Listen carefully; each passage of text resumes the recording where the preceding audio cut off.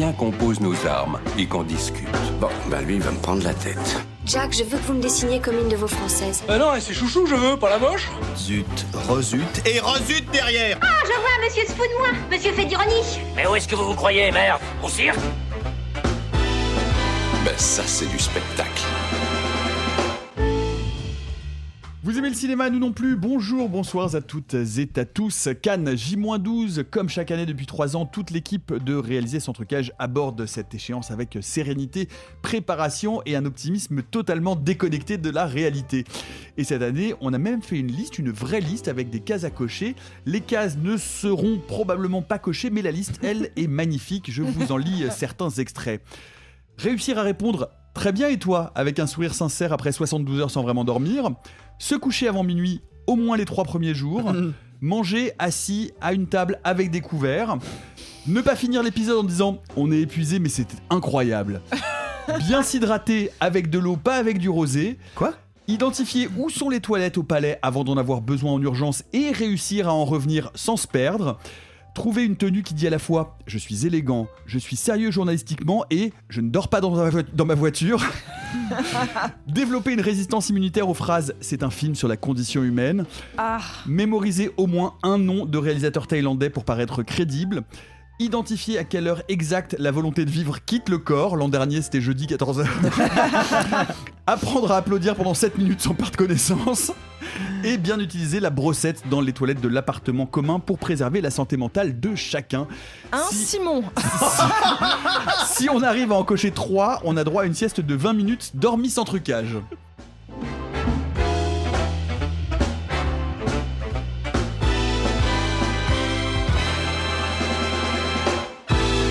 Ça dépasse tout ce que j'ai pu imaginer. Salut les amis. Hello. C'est honte, j'utiliserai vos brosses à dents. Merci Nagui. 3 dans la liste, ça me semble faisable. Ah, les rêves de vieux. Ah, les rêves de yeuve. La télé cathodique. Ah, purée, je suis déjà fatiguée. Ah ouais, Je trouve que 3 dans la liste, c'est réalisable. Oui, il y en a oui, 2 ou en- 3 qui me en semblent vrai, ok. En vrai, on peut faire la moitié si on chauffe un peu. On peut faire la moitié. Moi, j'arrive à me coucher avant minuit, mais Oui. si on compte qu'on s'endort devant le film. Ah oui, non, mais par C'est contre, ça. après, non, il y a les choix stratégiques. Hein. Et les toilettes, vous les avez pas encore toutes repérées ? Moi je aussi, les connais toutes, moi, ça y c'est est, bon, hein. ça y est, je les connais Dans le toutes palais aussi. des festivals. Non, moi, sûr. non. Simon, Ouais, je la pense dernière que je fois, l'ai- il a disparu pendant 2 heures. Ah, moi, je me mets par-dessus le balcon de la terrasse des journalistes. Je demande à quelqu'un de me tenir les mains et hop. Tu vises le Café des Palmes. Et pour nos petites Josiane chéries d'amour, sans transition, c'est pas près de terminer. Un jour sans fin, sous ses airs de comédie inspirée, est quand même un gros morceau de l'histoire du cinéma de divertissement grand public. Sorti en 1993, le film est la dernière collaboration de 2 célèbres amuseurs hollywoodiens, à savoir le réalisateur Harold Ramis et le comédien Bill Murray. Cette ultime création commune, qui fut aussi la source d'engueulades qu'ils ne parvinrent à dépasser que 20 ans plus tard, peu avant la mort du cinéaste, marque aussi le sommet de leur aventure commune. Un jour sans fin, mais avec beaucoup d'appétit, Simon. Ah, c'est très drôle. Excellent. Oui, bah, ça fait maintenant quelques semaines, quelques mois presque, que je parle encore une fois toujours d'adaptation, mais plus pour parler de lien littérature et cinéma, mais cinéma et jeux vidéo. Et bah, il y a un film dont je voulais absolument parler, c'est Un jour sans fin, parce qu'il me semble que il est à la fois une forme d'inspiration et une source d'inspiration. Je m'explique et je vous en dis pas plus. Quelque part, c'est peut-être le film qui le mieux adapte le principe du die and retry, vu qu'il est question de boucle temporelle et de quelqu'un qui revit sans cesse la même journée. Mais c'est peut-être le jeu qui annonce les mondes ouverts et exemplairement GTA 3, puisqu'on y voit un personnage qui va apprendre sans cesse quelles sont les règles, les mécaniques du monde autour de lui, pour les détourner, pour les comprendre, pour les maîtriser, et qui littéralement envisage son univers comme un bac à sable. Bah voilà, pour entendre tout ça, il faut vous abonner et cracher du pognon. Puisqu'on parle de cracher du pognon, comme tu le dis si élégamment, mon petit Simon, j'ai 2-3 petits trucs à dire sur le festival de Cannes vis-à-vis de nos petites Josiane chéries d'amour, exactement. Déjà, premièrement, il n'y aura pas d'épisode exclusif comme on fait d'habitude pendant le festival de Cannes parce que on n'a pas le temps de les produire ni de les diffuser. En revanche, sachez que si vous êtes abonné, et je dis abonné au sens large, ça inclut les abonnés à la formule soupe au chou, qui est pour rappel la formule la moins onéreuse et donc la moins avantageuse, et ben vous pourrez écouter les épisodes cannois avec un petit peu d'avance, puisque sur Acast, je les publierai, donc pour le public, j'entends, je les publierai pour le lendemain de leur enregistrement, tôt le matin. Par contre, pour les abonnés, ils seront publiés dans la foulée de la post-production, donc vous les aurez forcément avec quelques heures d'avance. Voilà, c'est la petite compensation pour ne pas avoir d'épisode exclusif pendant Cannes. Et puis la deuxième chose, c'est qu'il y aura une petite opération promotionnelle avec un code promo pendant le festival de Cannes. Je vous donne pas encore le code, tout simplement parce que la promo n'est pas active, puisque le festival n'a pas encore commencé.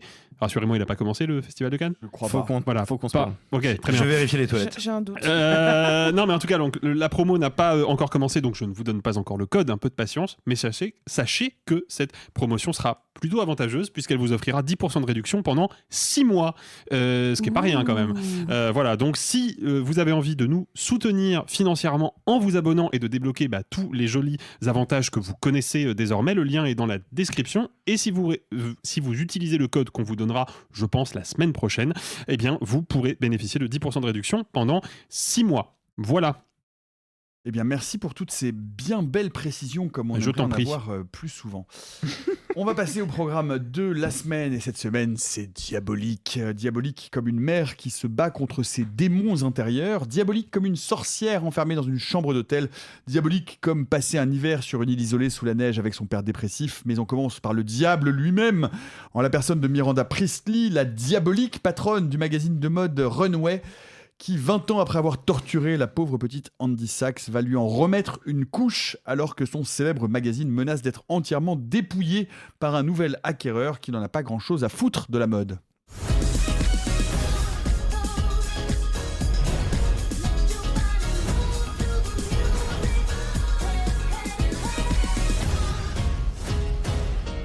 Le diable s'habille en Prada 2 de David Frankel avec Meryl Streep, Anna Thaoué, Emily Blunt et Stanley Tucci. Sophie, toi qui aimais tant le premier, qu'as-tu pensé du deuxième ?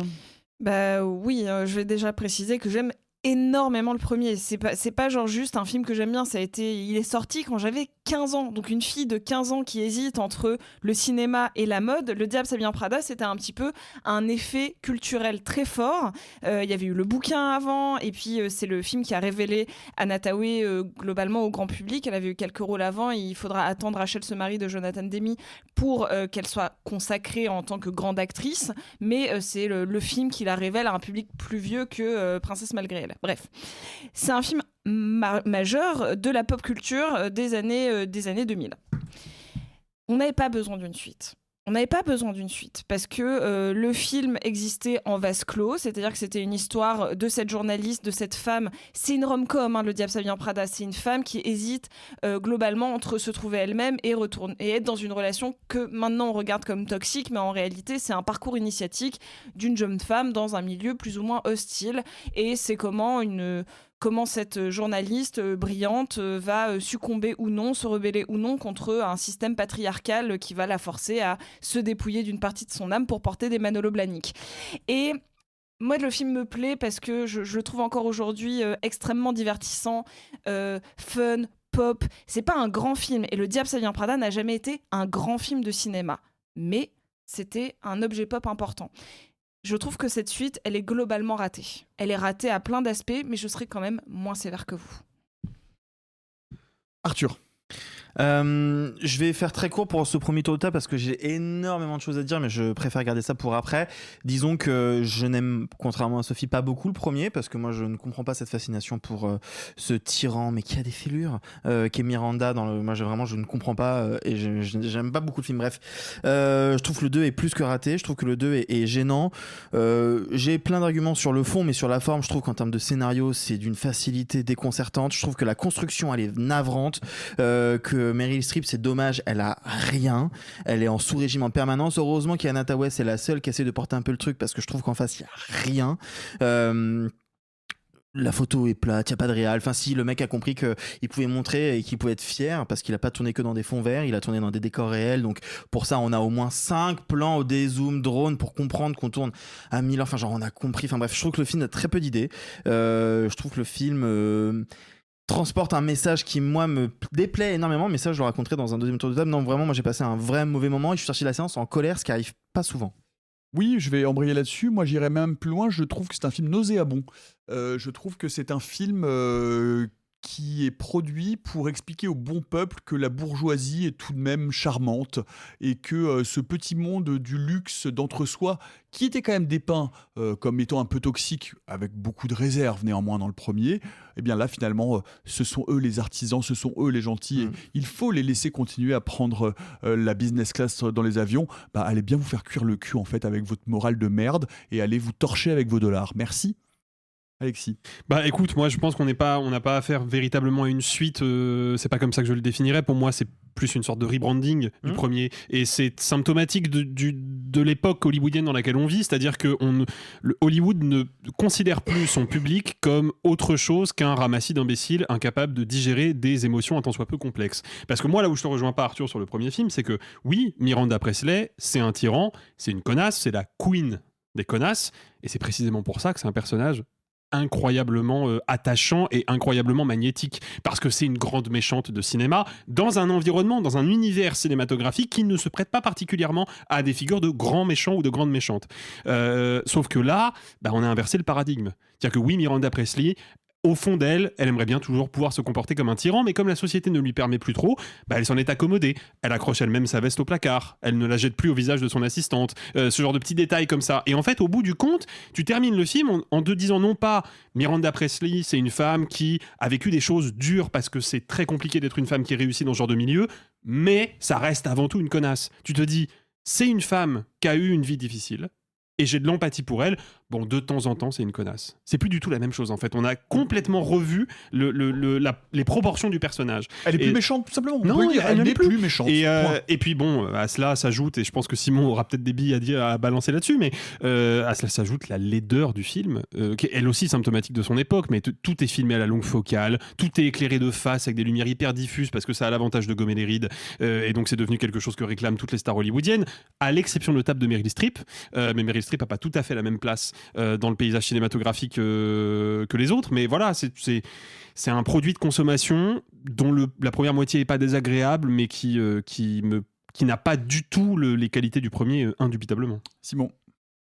Oui, moi j'ai pas de lien d'affect au premier, parce que comme le savent tous les gens qui me croisent dans la rue, j'ai peu de lien d'affect à la mode. Et donc dès lors, même si je pouvais reconnaître un certain artisanat, ou même tout simplement le constater, le succès du film et on va dire son assise générationnelle sont là pour en témoigner de manière très objective, tout simplement. Voilà, moi je m'en fous du deuxième. Je suis pas terrifié à l'idée de le voir, je suis pas agacé d'avance, pas plus qu'enthousiasmé. Bon, il y a un nouveau film sur ce sujet que je connais pas, mais ça veut dire qu'il y a quand même toujours une possibilité. Quand tu traites d'un sujet que je ne connais pas et auquel je ne m'intéresse pas, t'as plein de chances de me surprendre, parce que j'ai pas d'attendu, parce que je suis pas en train de me dire tiens, pour me parler de la mode il faut me dire ça, tiens, pour me parler de cette industrie il faut tel angle, tiens, ce que j'attends du projet c'est ça. Non, comme je n'en attends rien, je ne peux qu'être surpris. Je peux pas être surpris parce que c'est ce que tu disais, Alexis.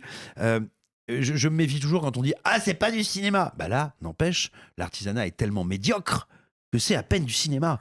Et on parlera peut-être un peu plus du fond à un moment, mais effectivement, moi, ce qui fait que je tombe dans le coma progressivement quand je visionne Le Diable s'habille en caca, c'est que je ne comprends pas comment on peut faire un truc aussi mal. Et j'en terminerai par là pour ce premier tour de table. Le premier était un film d'auto-célébration dans lequel je pense, consciemment ou non, et peu importe au final, Hollywood s'auto-célébrait. Hollywood, ou les grands studios, disaient d'eux-mêmes ce qu'ils disaient de la mode. Genre, ah oui, vous croyez qu'on est loin de vous, vous croyez qu'on n'a rien à dire, mais en fait, nous sommes là pour fabriquer le monde de demain et pour tapisser nos inconscients. Et le deuxième joue ça encore plus à fond. Il est là pour dire, mais oui, regardez ce secteur qui va mal et machin, nanana, mais il n'est pas mort, mais il a encore des choses à dire. Sauf qu'il le fait tellement mal et qu'il est tellement incapable d'aligner la moindre démonstration technique et artistique que moi, quand je sors du film, je me dis, mais effectivement, mais que Paramount rachète tous les studios, qu'ils aillent dans le désert de Las Vegas, qu'ils boivent un peu trop et qu'ils tombent sur un crottal. Sophie. Alors, je pense qu'en effet, de toute manière, si on s'intéresse pas à la mode, que ce soit le premier ou le deuxième film, il y a quand même globalement assez peu d'intérêt. Et de toute manière, désolé les garçons, mais vous n'étiez pas targetés pour le film, non, ni le 1 ni le 2. Et d'ailleurs, moi je trouve que le 2 est beaucoup moins précis sur le domaine de la mode que l'était le premier. C'est-à-dire que le premier, quand Andy ne sait pas réagir face à une paire de Manolo Blahnik, c'est quelque chose. Ça veut dire quelque chose. Ici, le personnage d'Emily Blunt... Je comprends pas de quoi tu parles par ailleurs. C'est une marque de chaussures extrêmement chère. C'est pas les plus chers, mais par contre, C'est très cher quand même. C'est très cher quand même. Il faut savoir que là, par exemple, le personnage joué par Emily Blunt n'est plus, et c'est relativement. Ça fait partie des grandes intrigues, elle n'est plus chez Runway. Donc, Runway, c'est l'équivalent de Vogue, et Miranda, c'est pas non plus une grande figure, c'est censé être Anna Wintour. C'est pas que le monde du cinéma, ça parle vraiment du monde de la mode. Oui, non, bien sûr. Et non, mais je suis. Et en plus, by the way, je suis d'accord avec vous, le film est hideux. Le 1 était pas très beau, mais il était juste dans les standards des comédies de l'époque. C'est-à-dire que c'est pas plus beau que mes beaux-parents et moi ou quoi que ce soit. C'est dans cette ligne-là. C'est les films des années 2000. Bridget Jones. C'est pas laid, c'est pas beau. C'est fonctionnel. C'est fonctionnel. Donc là, par exemple, moi, ce qui me gêne, si je rentre un peu dans le détail et là où je suis déçue, c'est que ce personnage d'Emily Blunt qui est hyper intéressant dans le premier parce que c'est elle qui souffre, parce qu'elle a une passion pour la mode et personne ne remet, et je refuse qu'ici quelqu'un remette en cause son implication dans la mode. C'est sa vie, comme nous c'est le cinéma et c'est comme ça. Donc en fait on voit comment elle, ça la détruit. Elle tombe, elle se casse, littéralement elle est brisée, mais elle est emprisonnée dans ce système parce que malgré tout c'est sa passion. Ici elle devient grosso modo head of retail, donc en gros chef des boutiques Dior à New York. C'est un poste important puisqu'elle est là pour designer et faire en gros, elle est là pour donner le ton de toutes les boutiques Dior. Dior, certes, c'est un placement de produit ici, mais c'est pas n'importe quelle marque. Dior représente dans l'inconscient collectif de la mode une certaine rigueur, quelque chose de légèrement passéiste, quelque chose de classe. Dior, c'est un peu le haut de gamme absolu que tout le monde fantasme parce qu'ils ont notamment beaucoup dérivé vers les produits accessibles, type la joaillerie et le maquillage. Là, il y a un moment, pour dire à quel point le film me pose problème, je vais dans ce sens-là, c'est important. À un moment, ils sont à Milan pour la Fashion Week, parce qu'il y a 3 Fashion Week importants. Il y a Paris, New York et Milan. Il y a Londres et il y a Hong Kong aussi qui sont par là, mais ils la font déjeuner avec Donatella Versace. Qui fait la vraie, c'est pas la vraie vraie Donatella Versace. Petit caméo, quoi. En fait, c'est bête. Mais techniquement, je vois ça comme juste Donatella Versace est devenue un placement de produit. Elle est là pour faire une apparition. Après, ils ont d'autres gestions. Par exemple, ils ont utilisé plein de vrais mannequins, notamment... j'ai oublié son nom. Il y a une mannequin qui a une maladie de peau très célèbre qu'on voit un peu. Ils ont utilisé des... Michael Jackson. Non. Simon. Non, bref, j'ai oublié le nom de la maladie aussi, mais vous comprenez. Le vitiligo. Le vitiligo. Il y a une mannequin qui a un vitiligo symétrique, qui est par ailleurs dans le film. Et il y a plein de vrais mannequins, notamment une mannequin Chanel très connue dont j'avais parlé dans l'épisode sur couture. Bref, vous comprenez mon souci, c'est que même là, la mode ne devient qu'un espèce d'écran de fumée. Non, mais ce que tu veux dire, en fait, c'est que ça ne devrait pas exister, cette scène. Ça ne devrait pas exister. Sens. Elle n'a pas de sens parce que techniquement, sauf si elle voulait aller chez Versace, il n'y a aucune chance que Donatella Versace ait le temps pour un déj pendant la Fashion Week de Milan. Et il n'y a pas de chance que la nana qui soit Head of Retail de Dior US et un déj avec Donatella Versace. Donc si le 1 a cette immense qualité d'être extrêmement rigoureux parce qu'il se base sur un livre qui est extrêmement rigoureux sur la mode, sur les marques et sur l'impact, comment même de manière inconsciente. Moi c'est ça qui m'a marqué, c'est comment Miranda, comment Anna Wintour qu'on peut globalement tous détester, là je suis désolée, par exemple Nicolas, tu as de très jolies lunettes.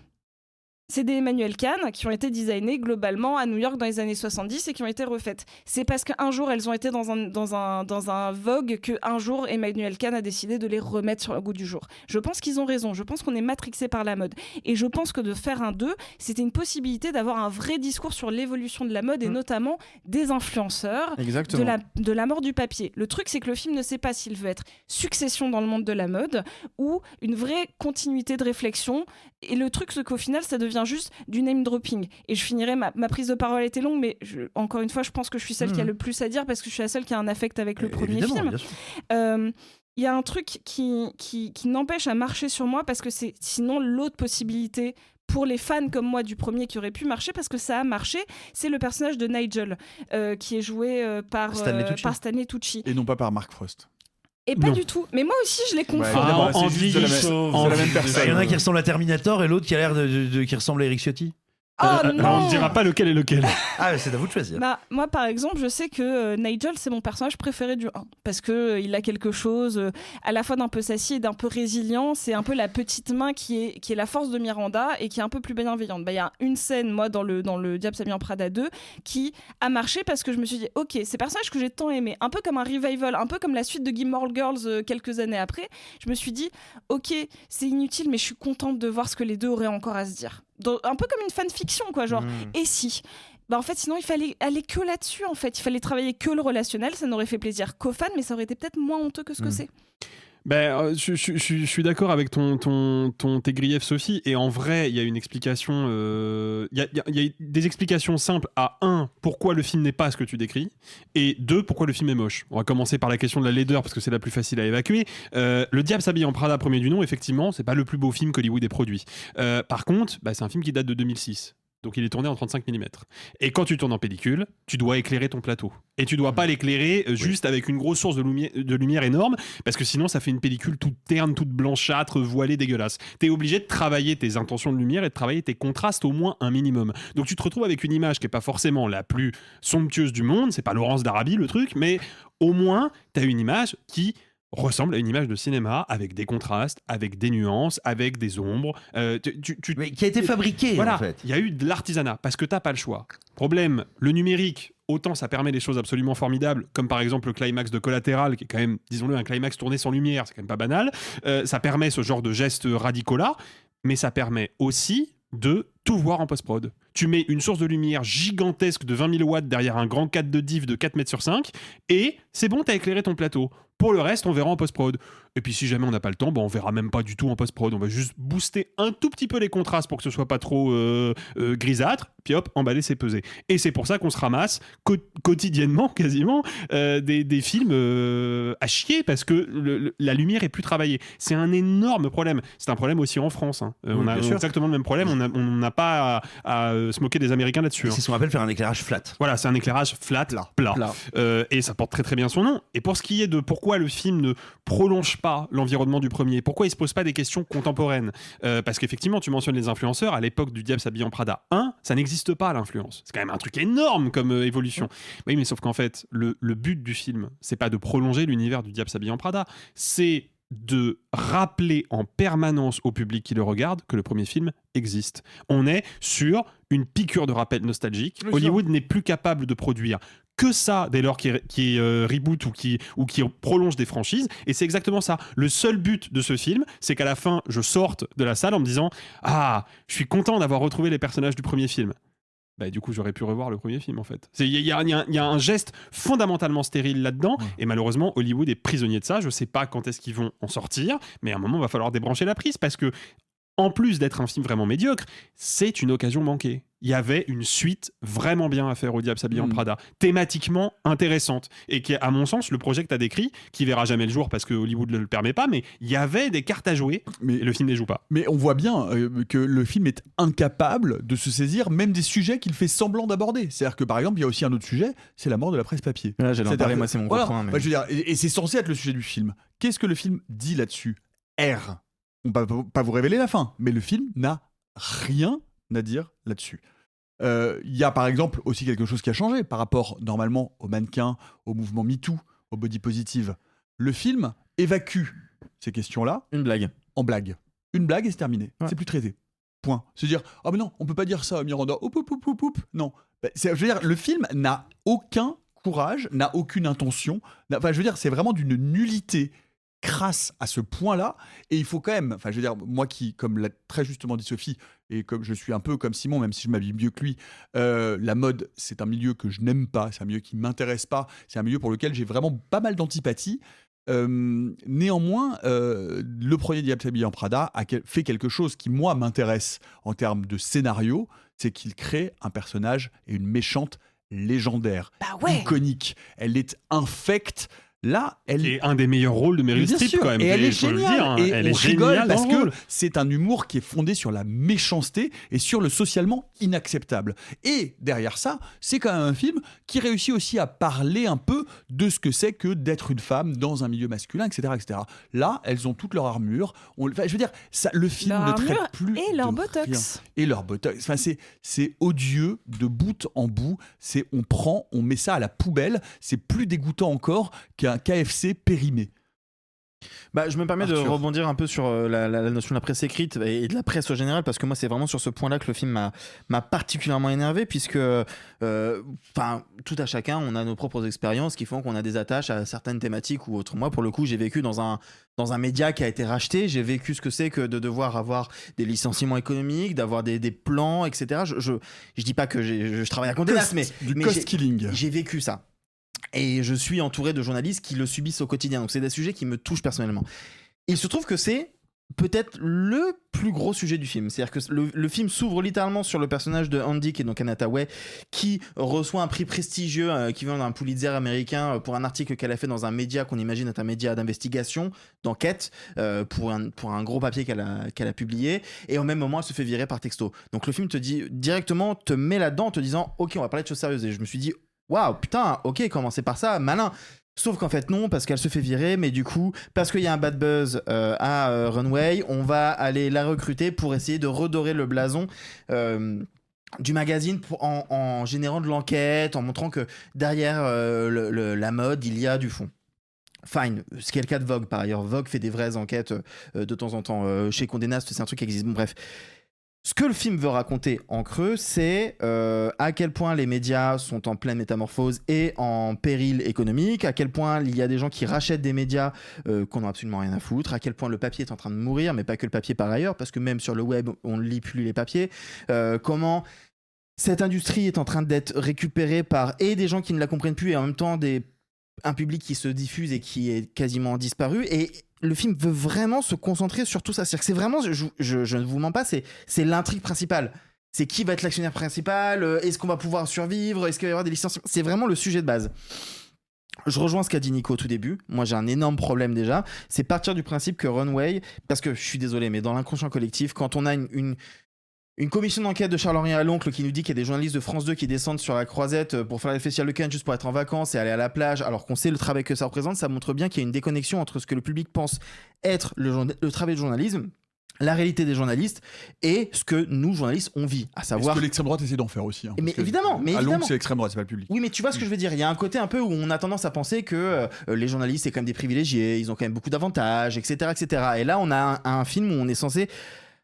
soit en rire, soit trouver triste qu'il y a des coupes budgétaires qui nous disent à partir de maintenant vous n'aurez plus de chauffeurs privés, vous devez prendre des Uber. Bah oui, en fait. Moi pendant des années j'ai dû me battre à Cogny pour qu'on n'aille pas en métro après qu'on se fait voler du matos. Je peux entendre cette critique-là. Après, alors pour le coup, j'ai plein de griefs à faire au film. Je pense que là, on est vraiment sur des artifices de comédie. Alors des artifices de comédie qui sont un peu balourds, mais on est sur des artifices de comédie. J'ai pas fini. Des artifices comme ça, il y en a plein.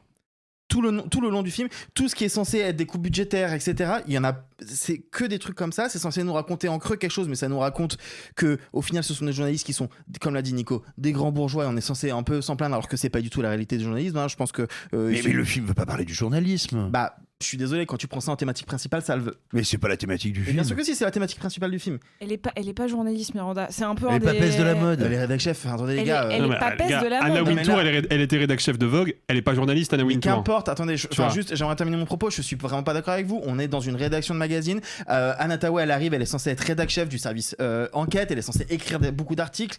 On est sur ce milieu-là. Je suis désolé. Ça veut raconter ça. Et non seulement c'est le cas, mais en plus, moi, ce qui m'énerve en plus par-dessus le marché, c'est que le film veut le raconter, c'est une chose. Qu'il le raconte aussi mal, c'en est une autre. Moi, j'ai mes griefs perso parce que je vois ce qu'il veut raconter. Que j'ai vu des situations que j'ai vues à Combini, en fait, dans ce film. Et qui sont racontées de manière très maladroite et qui, je trouve, racontent le milieu du journalisme de manière très critiquable. Surtout quand tu fais un film comme ça. Parce que moi, je suis pas d'accord avec vous, je trouve que ça parle vraiment de ça. Bah, dans ces cas-là, fais une promo qui montre que justement tu valorises le travail des journalistes. Ça a été un des pires junkets de Disney de ces dernières années. Laurent Delahousse, il a fini par avoir Meryl Streep, c'est le seul qu'il a eu. On lui a rajouté Stanley Tucci en dernière minute, on lui a raccourci son créneau et il a dû se déplacer à Londres, ce que Laurent Delahousse ne fait quasiment jamais. Je dis pas qu'il est privilégié, mais pour vous dire le niveau de on ne respecte pas les journalistes. Il y a plein de médias qui sont venus, qui ont eu leur créneau annulé.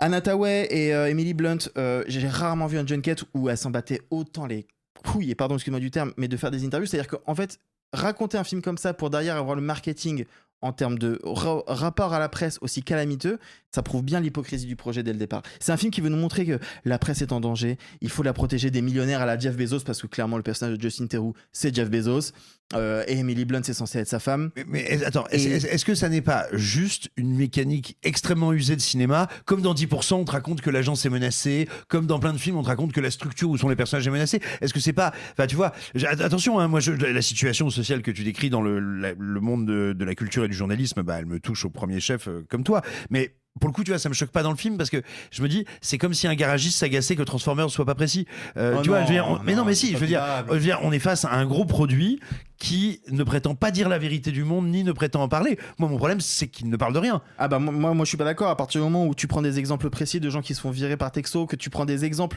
de choses qui ont existé, que tu mets en avant des situations concrètes de journalistes mis au banc, etc., qui doivent faire du public reportage pour des pubs, pour des marques, etc., que tu places en avant la place des annonceurs dans le magazine, etc., tu parles de choses palpables et concrètes du monde du journalisme d'aujourd'hui. C'est pas juste un décorum. Et donc à partir de ce moment-là, tu dois avoir un discours dessus. Il veut en avoir un. Pour moi, c'est un contre son camp. Et derrière, tout ce qui en découle m'agace. Bref, vous aurez compris que nous avons vraiment particulièrement apprécié le Diable s'habille en Prada 2 de David Frankel avec Meryl Streep, Anna Tawai, Emily Blunt et Stanley Tucci. Si vous allez le voir, comment ça s'appelle, un home run inversé déjà? Ça a changé de nom au fur et à mesure. Et je vais pas non plus. J'ai pas boudé mon plaisir de spectatrice. C'est vrai. Genre, attention, je trouve que le film est mauvais, mais le fanservice a marché sur quelqu'un qui... Ce sera un 2, hein, attention, hein, c'est pas un bon film. Mais je vais pas lui mettre 0, parce que le fanservice a marché sur quelqu'un pour qui le fanservice peut marcher. Alors, si vous voulez aller vous prendre du fanservice à gogo, allez-y, et vous pourrez nous dire si vous êtes plutôt le diable s'habille en Prada ou le bon Dieu s'habille en désigual. Oh. Toc, toc, toc. Qui est là? Satan. Satan qui? Je t'emmerderais de fermer ta gueule. Ah putain, celle-là, tu l'avais pas faite depuis des années, quoi. Mais je crois que je l'ai déjà faite. Tu l'as déjà faite dans le podcast une fois, je crois. Mais il y a un bon moment. Hein. Ouais, il y a un bon, donc du coup, c'est ça, il y a prescription. Du coup, j'en ai une deuxième. Si vous allez, allez. Le point commun entre le Viagra et l'enfer. Le Viagra et l'enfer.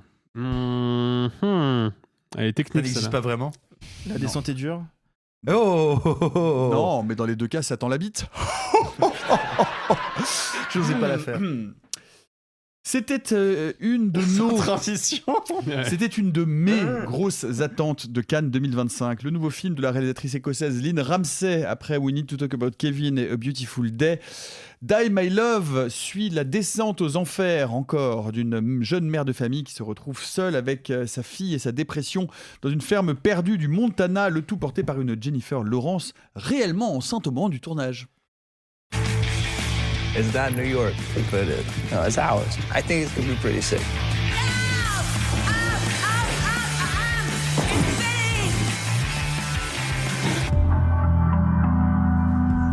Die My Love de Lynn Ramsay avec Jennifer Lawrence, Robert Pattinson, Nick Nolte et Sissy Spacek. Alexis, c'était aussi une grosse déception collective. Oui, mais pas pour moi. Puis moi, je savais très bien que ça allait être pété, vu que j'avais vu le précédent film de Lynn Ramsay, et que je n'avais pas été victime de l'hallucination collective qui avait gagné le monde de la presse à l'époque de sa sortie. Un film qui s'appelle A Beautiful Day. Je sais que tout le monde l'a mis autour de cette table. Je suis désolé, je trouve que c'est de la merde. Et je pense que Die My Love, c'est pire. Je vais commencer en fait par aborder un problème de fond, mais aussi peut-être poser un prérequis, parce que le film traite de troubles psychiatriques de façon assez ouverte, et je pense qu'il y a un mot qu'on doit collectivement, je parle pas juste de nous autour de la table, hein, je parle en tant que société, il y a un mot qu'on doit, si ce n'est bannir de notre vocabulaire, mais au moins utiliser avec plus de précaution qu'on ne le fait, c'est le terme de folie. Oui. Parce que ce mot-là, c'est un mot fourre-tout dans lequel on peut ranger à peu près tout et n'importe quoi quand il s'agit de parler de psychiatrie, et qui n'a en fait aucune légitimité et aucune consistance médicale ou scientifique. Pourquoi je dis ça au préalable ? Parce que je pense que s'il fallait imaginer une définition visuelle de la folie, ce serait Die My Love. Puisque je considère ce film comme aussi superficiel, aussi caricatural, aussi grossier et aussi essentialiste que ne l'est le terme de folie lui-même. Et c'est un énorme problème parce que c'est vraiment le sujet central du film, c'est le sujet qui habite toutes ces séquences, qui habite tous ces plans. Et je trouve que le film est une succession de faux pas absolument dramatiques. Et là, je ne parle que du fond, on parlera de la forme un peu plus tard. Sophie. Ah, c'est douloureux. C'est douloureux parce que c'est la première fois que ça m'arrive. À cause de ce film, je re-regarde rétrospectivement avec un peu d'amertume la filmographie précédente de Lynn Ramsay. Vous le savez, hein, on est plusieurs à partager un amour immense pour We Need to Talk About Kevin, que j'ai toujours considéré comme au panthéon de mes films sacrés, notamment sur la radicalité de son propos sur la maternité. Et en fait, quand je regarde Die My Love, je me demande ce qu'elle veut vraiment dire et ce qu'elle pense réellement de la maternité, et ça me pose un vrai souci parce que dans We Need to Talk About Kevin, que j'avais revu juste avant de voir Die My Love, je me disais waouh, c'est fou à quel point le curseur est placé vraiment sur une brèche est-ce que cette femme est responsable des folies meurtrières de son fils ou pas, et le film le questionne beaucoup. On peut préciser que les deux films sont des adaptations de romans. Oui, voilà, qui ne sont pas des scénarios originaux. C'est important de le préciser. Non, mais elle le met beaucoup dans sa mise en scène en fait. Le doute, le basculement ou non, le féminin désacralisé et la maternité torturée, c'est des sujets qu'elle a choisi d'incarner dans ses films. Et en fait, dans Die My Love, je suis perplexe face à, au final, une forme de misogynie qui m'a rarement autant secouée, parce que je ne comprends pas comment on peut représenter une femme comme ça, comment on peut annihiler toute forme de décence, que ce soit en termes de mise en scène, d'acting ou d'écriture de personnages. Je trouve que c'est un film qui s'approche du monstrueux et de l'indécent. Simon. Oui, c'est très compliqué. Enfin, non, il est assez intéressant comme expérience. Hein. Bon, je détestais le film, mais j'ai l'impression de revoir un Requiem for a Dream. Qu'est-ce que j'entends par revoir un Requiem for a Dream ? C'est un film qui est convaincu d'avoir un sujet, dans le sens un sujet, un grand thème. Donc, tu le disais, hein, Alexis, la folie. Un sujet de société. Quelque chose, tu vois, qui traverse le monde contemporain et sur lequel il serait important de dire des choses. Et pour ce faire, le film veut déployer un dispositif de cinéma extrêmement abouti, extrêmement complexe et puissamment engageant, qui ne te laisse jamais t'échapper, qui soit très sensoriel et très brutal. Bah oui, mais après on va développer, hein, on va aller un petit peu plus au fond du truc. Le problème, c'est qu'un film qui veut à ce point-là me maltraiter finit toujours par maltraiter aussi ses personnages et par maltraiter son sujet. Et tout est sacrifié là-dedans. Je dis bien tout, encore une fois. Le grand sujet, le personnage principal, la protagoniste, et donc le thème, et donc... tu vois, moi je pense pas que le film soit psychophobe ou misogyne, je pense qu'il est bête. Juste bête. Non mais vraiment, c'est-à-dire que comme il sacrifie tout à ses effets... Mais l'un entraîne l'autre, hein, pour moi. Moi j'irais même un cran plus loin. Si super bête. Non, je dirais bête et prétentieux. Oui, bien sûr, mais ce que je veux dire, c'est que comme il sacrifie tout à ses effets... Il y a un effet d'ubris, à mon avis, qui gâche tout. Comme il sacrifie tout à ses effets, oh là là, le spectateur, celui-là, il va pas le sentir passer. Ouais, le spectateur, ça va lui faire mal. Le spectateur, là, il sera bouche bée. Oui, bien sûr, mais tu sais, si tu veux me garder bouche bée, tu prends ta caméra et puis tu vas tirer sur des enfants dans la rue, je vais être bouche bée et je vais vivre un très mauvais moment. Ce sera pas nécessairement un grand moment de cinéma. Ouais, moi j'ai été déçu. Ma déception est à la hauteur de mes attentes. C'est-à-dire que moi qui aime évidemment comme Sophie énormément We Need to Talk About Kevin, et qui avait été pour le coup secoué et bouleversé par We Were Never Really Here, A Beautiful Day en français. Alors, expliquez-nous la traduction, c'est pas grave. Et j'en suis, le film m'est tellement déplaisant que j'en suis au point de Sophie de ne peut-être pas vouloir revoir A Beautiful Day pour risquer de le revoir et de le percevoir différemment comme Alexis, alors que le film m'avait vraiment bouleversé, mais parce que je croyais à la sincérité du propos de Lynn Ramsay, et c'est difficile de croire à sa sincérité quand on voit l'ampleur de cette hubris et de ce cinéma du mirador, hein, comme le définissait très bien Torres, c'est-à-dire un cinéma qui est là pour tirer sur ses spectateurs comme il tire sur ses personnages. Et je vais dire quelque chose de simple pour résumer mon avis, c'est le double inversé d'une femme sous influence de John Cassavetes, qui est un chef-d'œuvre. N'est pas John Cassavetes qui veut, et c'est vraiment triste de voir une réalisatrice se fourvoyer à ce point-là, à tous les niveaux, avec cette méchanceté-là, parce que c'est un film bête et méchant. Voilà. Désolé Arthur. Non, je veux pas. Je pose ma démission, j'en ai marre. À chaque fois, je défends des films que vous détestez tous, ça arrive trop souvent. Non, mais justement, comme ça, il y aura personne pour te piquer tes arguments. Ça, c'est vrai. Mais non, mais c'est vrai que c'est pratique. Putain, je suis tellement pas d'accord avec vous. Je suis vraiment pas d'accord avec vous. Je l'ai revu avant-hier et je l'ai vécu différemment. La première fois, c'était douloureux, mais une fois que je connaissais un peu le parcours de ce couple et le parcours de cette femme et les étapes qu'elle allait traverser, du coup je l'ai abordé différemment. J'ai essayé de réfléchir à la construction narrative, à la mise en scène, à ce qu'elle essaye de nous raconter sur les placements. Je trouve que c'est un film qui est extrêmement riche, peut-être trop, effectivement. C'est un film qui est over the top, comme on pourrait dire en anglais, c'est-à-dire qui en fait toujours en puissance 10 000, mais moi ça me déplaît pas. Et en fait je vais m'arrêter là pour le premier tour de table, parce qu'en fait si je dois m'appuyer plus longuement sur ce que je pense du film, je vais devoir un peu parler de choses détaillées, on va dire, rentrer dans le vif du sujet. Je veux pas le faire tout de suite, mais je suis absolument en désaccord avec à peu près tout ce que vous avez dit. Je peux comprendre qu'on le perçoive comme un film bête. Je peux comprendre qu'on puisse le trouver prétentieux. J'ai du mal à comprendre qu'on le trouve misogyne et psychophobe, mais ça, c'est un autre sujet. N'étant pas moi-même une femme, ça élimine un petit peu l'argument tout de suite, je sais. Mais pour en avoir beaucoup parlé avec des gens autour de moi, je suis vraiment pas d'accord avec ça, et j'essaierai de défendre mon bout de beefsteak, mais bon, les amis, à quoi bon Justement, j'avais une question pour toi. Oui, vas-y. non, mais c'est vraiment pas méchant. J'aimerais bien que quelqu'un essaye de me convaincre, justement, parce qu'il y a une scène. Mais j'y arriverai pas. Vas-y, dis-moi. Attends, il y a un peu de bonne volonté quand même. Vas-y, dis-moi. C'est parti, je t'écoute. Non, mais dis donc. Du coup, comment expliquer, si ce n'est que le film est bête et globalement misogyne sur la représentation notamment du postpartum, comment expliquer la scène où cette pauvre Jennifer Lawrence, qui n'est vraiment choisie que pour représenter des femmes si saines d'esprit, après Mother, moi genre vraiment j'ai cru que t'allais dire si and destroy. Ouais, ça marche aussi. Non, mais genre il y a une scène, donc du coup elle développe une surlibido après l'accouchement. Soit j'ai pas de souci avec ça, c'est plus dans son traitement et dans le choix de ses manifestations. Il y a un moment, on en avait déjà parlé à Cannes, parce que c'est une scène, je crois, je suis pas la seule que ça a énervé. Elle se met à califourchon sur Robert Pattinson dans leur voiture, comme elle, littéralement c'est une agression sexuelle, il n'y a pas de doute là-dessus. Elle le force, il n'arrive pas à bander parce qu'elle le maltraite, et du coup elle le traite de sale tafiole.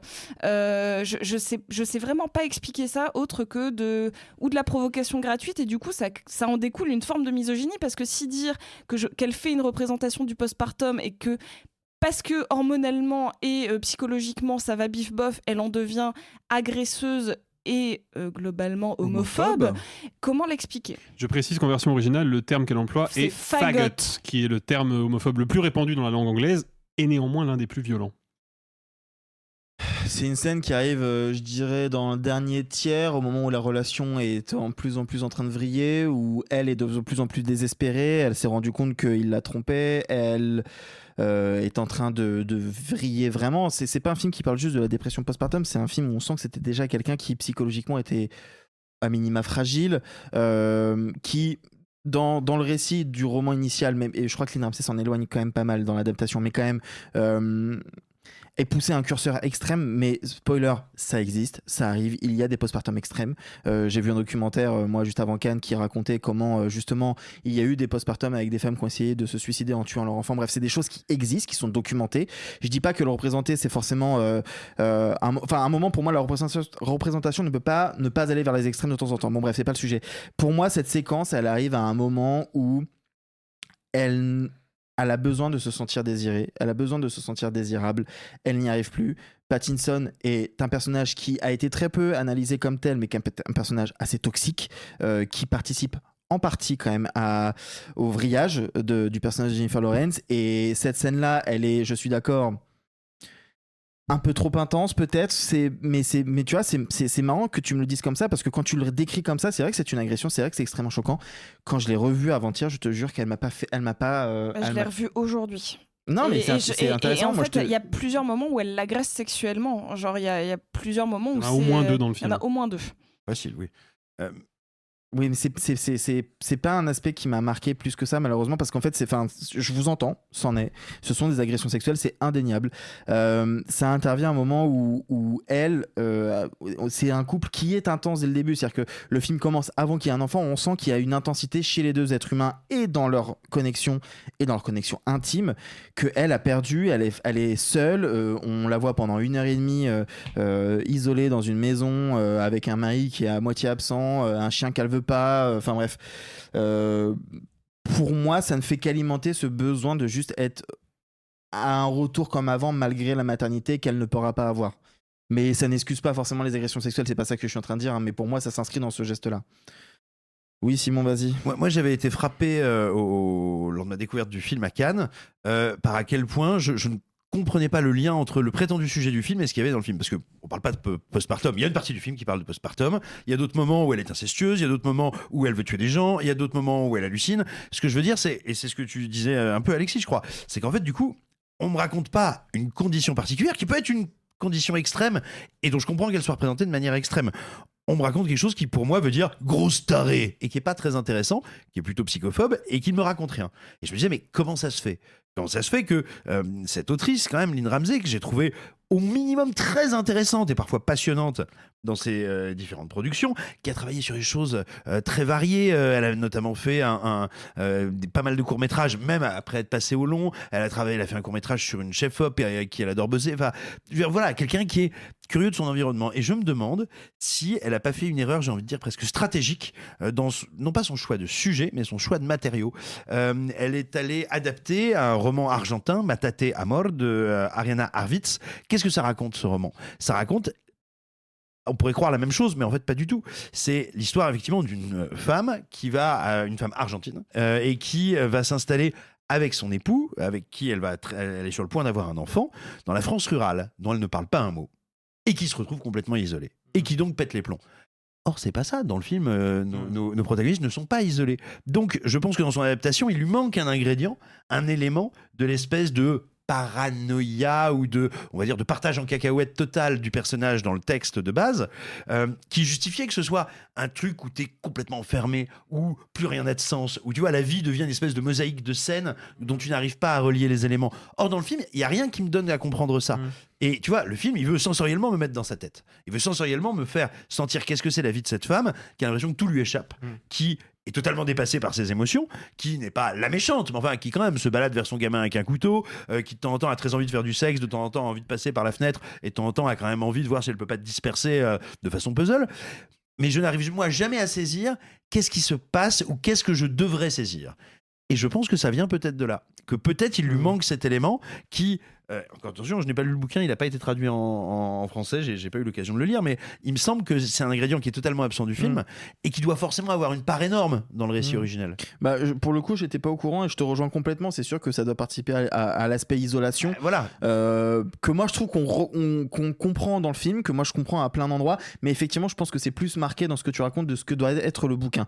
Par contre, je suis pas d'accord avec toi sur folie postpartum. Enfin, je suis pas du tout psy, hein. Je me prétends pas du tout être psy, mais pour moi c'est un mal-être psychologique qui est quand même inondé de postpartum du début à la fin. C'est-à-dire que la question de se sentir bien dans son corps, la question de se sentir aimé par aimer son enfance, aimer soi-même, enfin non. Mais tu vois une grosse différence entre avant et après la naissance de l'enfant ?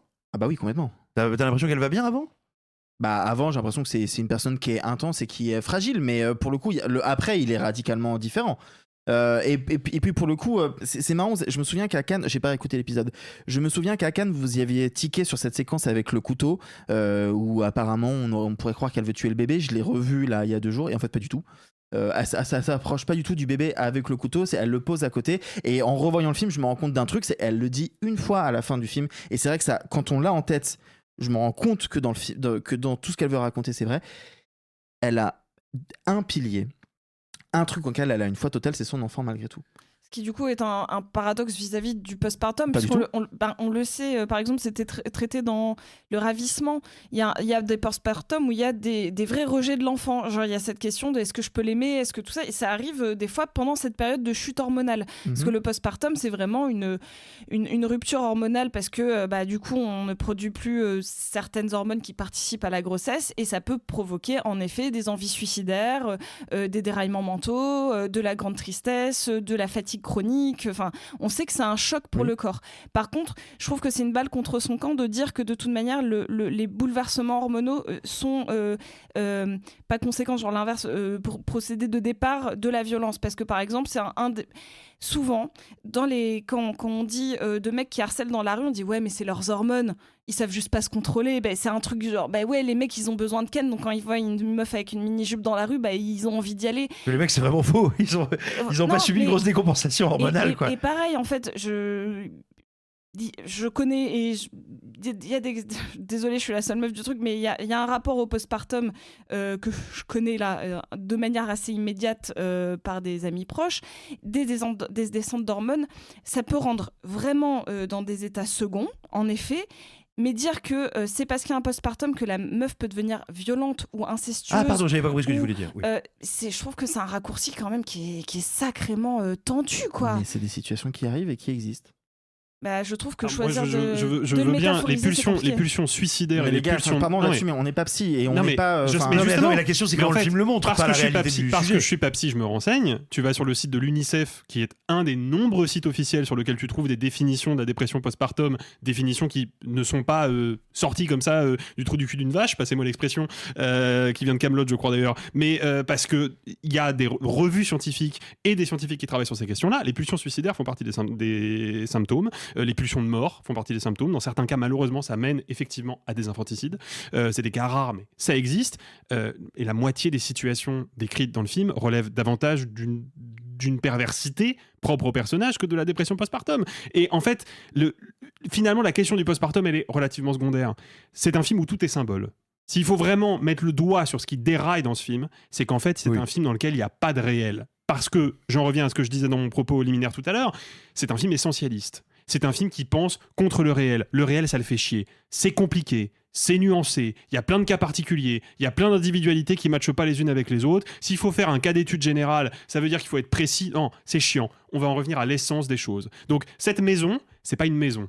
C'est la métaphore, c'est le symbole essentialiste du foyer à l'américaine, du foyer nucléaire comme fondation de la société. Cette famille, c'est pas une famille. C'est la métaphore de la famille avec un F majuscule. Cette femme, c'est pas juste une femme. C'est toutes les femmes. Et puis c'est le féminin total. C'est le féminin total. Et à partir du moment où tu prends ça en tête, c'est pas une posture disqualifiante du tout. Je veux dire, il y a des films qui sont ouvertement très symbolistes, très essentialistes dans leur démarche et qui peuvent donner des choses magnifiques. Je considère le cinéma de Terrence Malick comme un cinéma très essentialiste, par exemple. Mais pour prendre un film qui est dans le même décor avec la même comédienne, Mother est un film purement symboliste. Ah oui, on l'aime ou pas. Totalement. Et c'est pas une démarche que je rejette. Nullement. C'est un film de merde, Mother. Non. Je suis d'accord avec Nico aussi. J'aime pas du tout Mother, mais je rejette pas cette démarche. Tu vois, elle peut m'intéresser. Ce qui me pose problème, c'est au service de quoi est cette démarche. À mon sens, au service d'un regard, d'un point de vue prodigieusement rétrograde. Tu vois, il y a deux corps dans le film. Il y a deux corps nus dans le film. Celui de Pattinson, l'homme, et celui de Lawrence, la femme. Quand l'homme est nu, ce qui arrive peu souvent, c'est juste un corps. Quand la femme est nue, ce qui arrive très souvent, c'est jamais juste un corps. C'est ou un objet de désir, ou un symbole, ou une métaphore, ou une surface de projection, mais c'est jamais juste un corps. Putain, on est en 2026, on a commencé, je pense, normalement à bien comprendre qu'il y avait un problème avec la représentation du corps féminin, y compris dans des films qui prétendent avoir des points de vue positifs et progressistes sur la condition féminine, qui est que, précisément, on ne laisse jamais les femmes être juste des femmes. Voilà un bel exemple de ça. On parlait du Diable s'habille en Prada 2 tout à l'heure, qui est une grosse merde. N'empêche que dans le Diable s'habille en Prada, il y a le personnage joué par Tracy Thoms, qui est une actrice secondaire que j'aime plutôt bien, qui se trouve avoir pris, je pense, entre 20 et 30 kilos entre le tournage du premier et le tournage du deuxième. Et c'est jamais un sujet. Son corps est jamais un sujet. À aucun moment. Juste avec ce geste-là, je suis désolé, je trouve le Diable s'habille en Prada 2 plus progressiste sur la représentation du féminin que Die My Love. Parce que Die My Love est obligé en permanence de nous dire non mais les femmes, c'est pas juste des femmes. Déjà, la condition féminine et la condition maternelle sont traitées comme deux choses indissociables, ce qui me pose un énorme problème. Il y a que deux femmes dans le film et c'est deux mères. Merci le retour en arrière. Et encore et toujours, il y a ce truc que tout est symbole. tout doit avoir un sens. Donc le lait maternel, ça se mélange avec l'encre sur le papier et ça devient, je ne sais même pas trop quoi d'ailleurs, parce que le film est extrêmement flou dans son symbolisme, parce que je pense que là aussi c'est un peu une escroquerie. Je pense que le film projette énormément de symbolisme creux pour que le spectateur puisse le remplir un peu avec ce qu'il veut et comme ça lui donne l'impression d'avoir vu un truc profond. Et moi j'ai un énorme problème avec ça. Et je pense que c'est un film qui effectivement est misogyne et psychophobe parce qu'il entend traiter superficiellement des choses qui ne se traitent pas superficiellement parce que c'est des choses complexes, c'est des sujets complexes. Allez, la parole est à la défense pour conclure, Arthur. T'as une autoroute, vas-y. Fonce champion. Ouais, allez, on y va. Bah non, mais pour le coup, je suis vraiment pas d'accord. Les métaphores elles sont pas creuses. Je veux dire, c'est pas difficile à comprendre qu'on est face à une femme qui veut écrire mais qui ne peut pas écrire parce qu'elle est piégée. Premièrement parce qu'on pense être juste la maternité, mais en réalité par son couple et l'endroit où elle a aménagé où elle veut pas être, cette maison où elle ne veut pas être, cette famille dont elle veut pas participer. Donc le lait maternel qui se mélange avec l'encre, c'est littéralement le mélange de ces deux vies qui ne peuvent pas coaguler ensemble. Bref, je suis pas du tout d'accord. Et qui donc coagule pourtant. Donc tu vois le problème du symbolisme. Laissons terminer Arthur et on passera à autre chose. Et je suis vraiment pas d'accord sur le côté essentiel du film. Pour moi, le film ne veut pas dire que c'est la femme avec un grand F majuscule, justement parce que pour moi, c'est un cas tellement particulier qu'elle ne peut pas du tout représenter toute l'humanité. On parle d'une femme qui est isolée, qui a pas de famille, qui est seule dans une maison qu'elle ne veut pas, avec un mari qui ne l'aime pas. Le plan d'ouverture, c'est quand même littéral. Enfin, le film s'ouvre littéralement sur elle au milieu du plan. La caméra est à l'extérieur, mais on filme un peu en zoomé, où on la voit au milieu vraiment enfermée dans la maison. Et il y a un cadre dans le cadre. Un cadre dans le cadre, et le film se termine par littéralement elle qui sort de la maison. Tout le film, ça va être comment elle va pouvoir sortir de cette espèce de prison. Donc pour moi, ça peut pas être une représentation essentialiste, c'est un cas qui est très précis. C'est une femme qui est enfermée dans son quotidien, qui est enfermée dans le fait que la parentalité, c'est censé être une expérience à deux, ça ne l'est pas, parce que lui est quasiment absent la moitié du temps, il va ailleurs, il bosse à l'extérieur, il est parfois absent pendant 3-4 jours, il lui impose des choses qu'elle ne veut pas, enfin bref.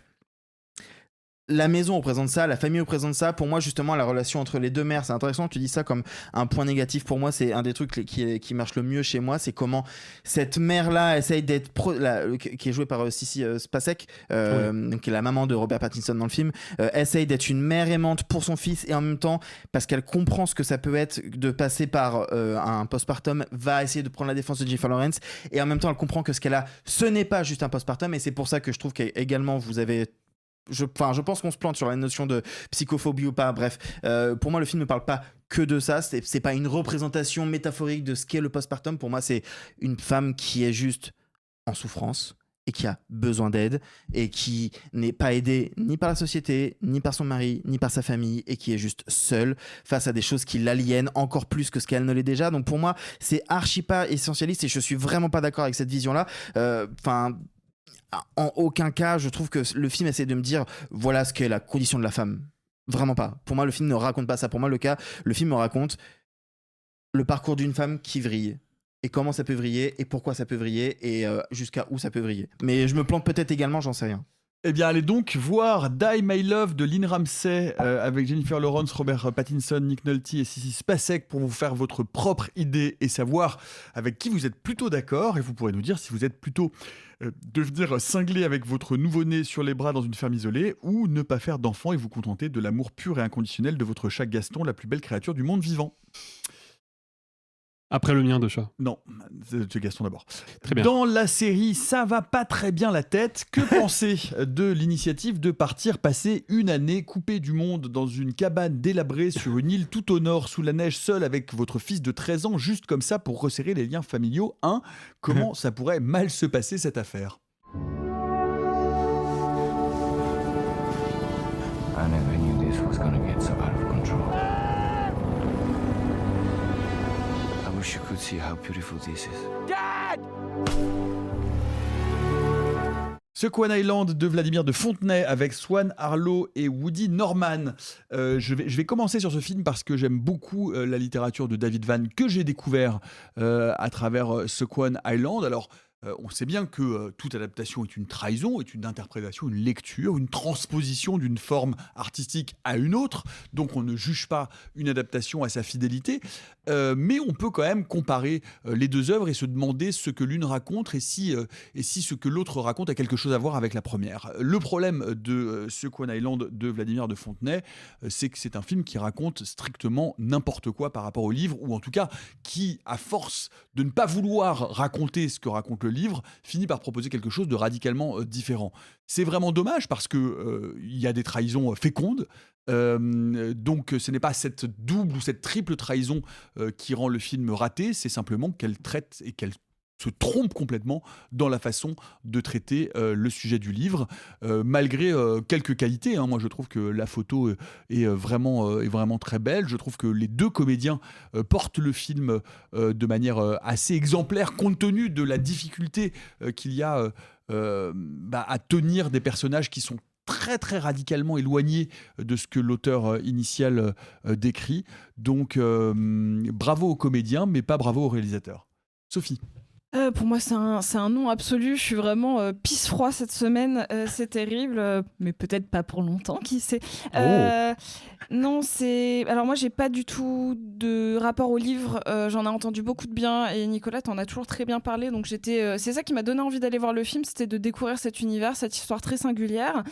Et je me retrouve devant un film poussif dans sa première partie, avec pour moi des erreurs narratives et notamment de montage qui donnent l'impression que parfois les comédiens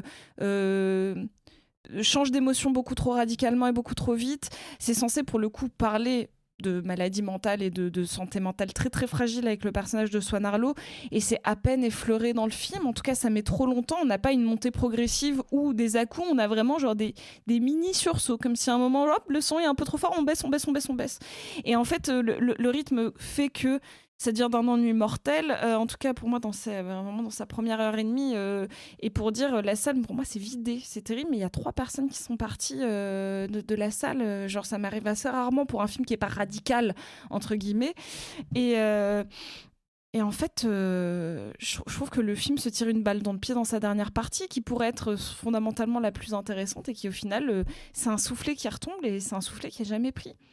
Arthur. Moi je serais encore plus méchant sur la fin. Je trouve que pour moi la fin est vraiment problématique, mais c'est étonnant parce qu'à côté de ça je suis le moins dur de vous trois, de nous trois. Tu l'as pas vu toi hein? Non, moi j'ai lu le livre mais j'ai pas vu le film. Je suis le moins dur de nous trois pour plusieurs raisons. Premièrement, comme Sophie, moi je connais pas le bouquin, donc j'ai pas de comparatif, donc je me prends une œuvre comme ça, et je suis pas d'accord avec Sophie. Moi je m'ennuie pas trop, c'est vrai que c'est un peu redondant, que je vois bien qu'on essaie de creuser des sillons mais qu'on va pas au bout du truc, notamment tu as raison sur la psychologie du personnage du père, mais je sais pas, globalement je trouve que c'est assez joliment photographié, j'aime bien ce décor, j'aime bien le décor de la maison et de l'île, j'aime bien, quand bien même parfois je comprends pas trop la temporalité, mais voilà, j'aime bien ce que ça essaie de m'en raconter.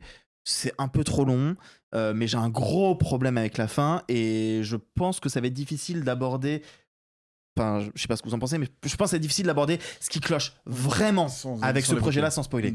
Parce que dire juste qu'effectivement Swan Arlo est très bien et que effectivement c'est une relation père-fils un peu complexe sur une île loin de tout, c'est une chose. Mais si on veut parler de ce qui cloche vraiment, je pense qu'il faut qu'on parle du cœur du truc. Moi j'aimerais dire quelque chose. Je pense. Alors, il faut dire quelque chose du livre. Voilà. C'est que le livre est d'une noirceur totale. C'est-à-dire que le livre est, enfin, je veux dire, la petite histoire, je peux vous la raconter. Moi, je l'ai lu à encourager les gens à le lire parce qu'il est assez court, il est très accessible, il est très court, et c'est un livre qui vous donne un coup de poing dans le ventre. Moi, pour vous donner l'anecdote, je l'ai lu un été en vacances avec des amis, donc je l'avais, ça se lisait vite, et donc on se l'est passé à tour de rôle. Et il y a effectivement un élément à un moment donné du livre qui est un élément de bascule très fort, très inattendu et très très dur. Et à ce moment-là, tout le monde se mettait à hurler. On se disait, ah tiens, tu en es arrivé à cet endroit-là du livre, parce que vraiment ça fait littéralement crier tout le monde, tellement c'est amené de façon étrange, inattendue, et tellement c'est dark. Et la suite de ce qui se passe après ça est encore plus sombre. Le problème, c'est que j'ai vraiment l'impression que que c'est trop sombre pour le réalisateur, et que le réalisateur passe son temps à essayer de détricoter cette obscurité pour la rendre acceptable. C'est pas possible en fait. C'est-à-dire que c'est littéralement... Alors là, pour le coup, tu parlais de contre son camp, c'est même pas contre son camp, c'est vouloir te rendre blanc un pull noir. Donc ça ne sert à rien, ça ne marche pas. Je veux dire, là, on n'est plus dans la trahison, on est dans le contresens ou dans le hors-sujet, en fait. C'est-à-dire qu'on est presque dans le hors-sujet. Ouais, disons que j'ai l'impression de ce que tu m'as raconté du bouquin en micro et dont on va un peu en parler après dans une partie peut-être un peu plus spoiler, mais j'ai l'impression qu'en fait, il y a eu une volonté de s'approprier une partie du texte en oubliant que ça fait partie d'un tout. Et du coup, c'est vrai qu'en termes de narration, c'est une construction qui est très étrange et ça rend... En fait, tu pourrais voir le film sans ne rien connaître du bouquin et trouver ça pas mal jusqu'à cette fin qui est vraiment un truc qui cloche. Mais de toute façon, Sophie et toi n'avez pas lu le livre et le film vous est apparu comme très déséquilibré. Donc c'est pas juste un truc de lecteur qui serait... Et moi, pour rebondir sur ce que dit Sophie, je suis aussi très surpris par le montage du film. C'est-à-dire que j'ai l'impression que le montage est un montage hésitant, qui n'est pas un véritable choix de montage, et j'en tiens pour preuve la problématique de la météo du film. C'est-à-dire que le Second Island est un film qui commence à la fin d'un film et un livre, hein, ça commence à la fin de l'automne et puis il va falloir faire des réserves puisque l'hiver arrive et à partir du moment où l'hiver est là, comme la cabane et le père et le fils vont être totalement isolés et que les conditions climatiques, à l'origine ça se passe dans une île au large de l'Alaska, là ça a été transposé en Norvège, ils vont être, les éléments sont quelque chose, c'est quelque chose qui est en train d'arriver, qui va d'ailleurs créer des rebondissements et contre lesquels il va falloir lutter. Or là, le film passe en permanence de la neige au dégel, donc on ne sait jamais exactement où on est, comment se passe l'hiver, et on n'a pas du tout cette impression. Cette intensité, ce qui fait aussi que ces personnages vont être de plus en plus isolés et implosés, c'est bien parce que les éléments les contraignent et qu'il n'y a plus d'extérieur en fait. C'est ça. Et que la vie devient de plus en plus rude, de plus en plus difficile, et donc que cette pression et que cette contrainte va pousser le père à aller de plus en plus mal.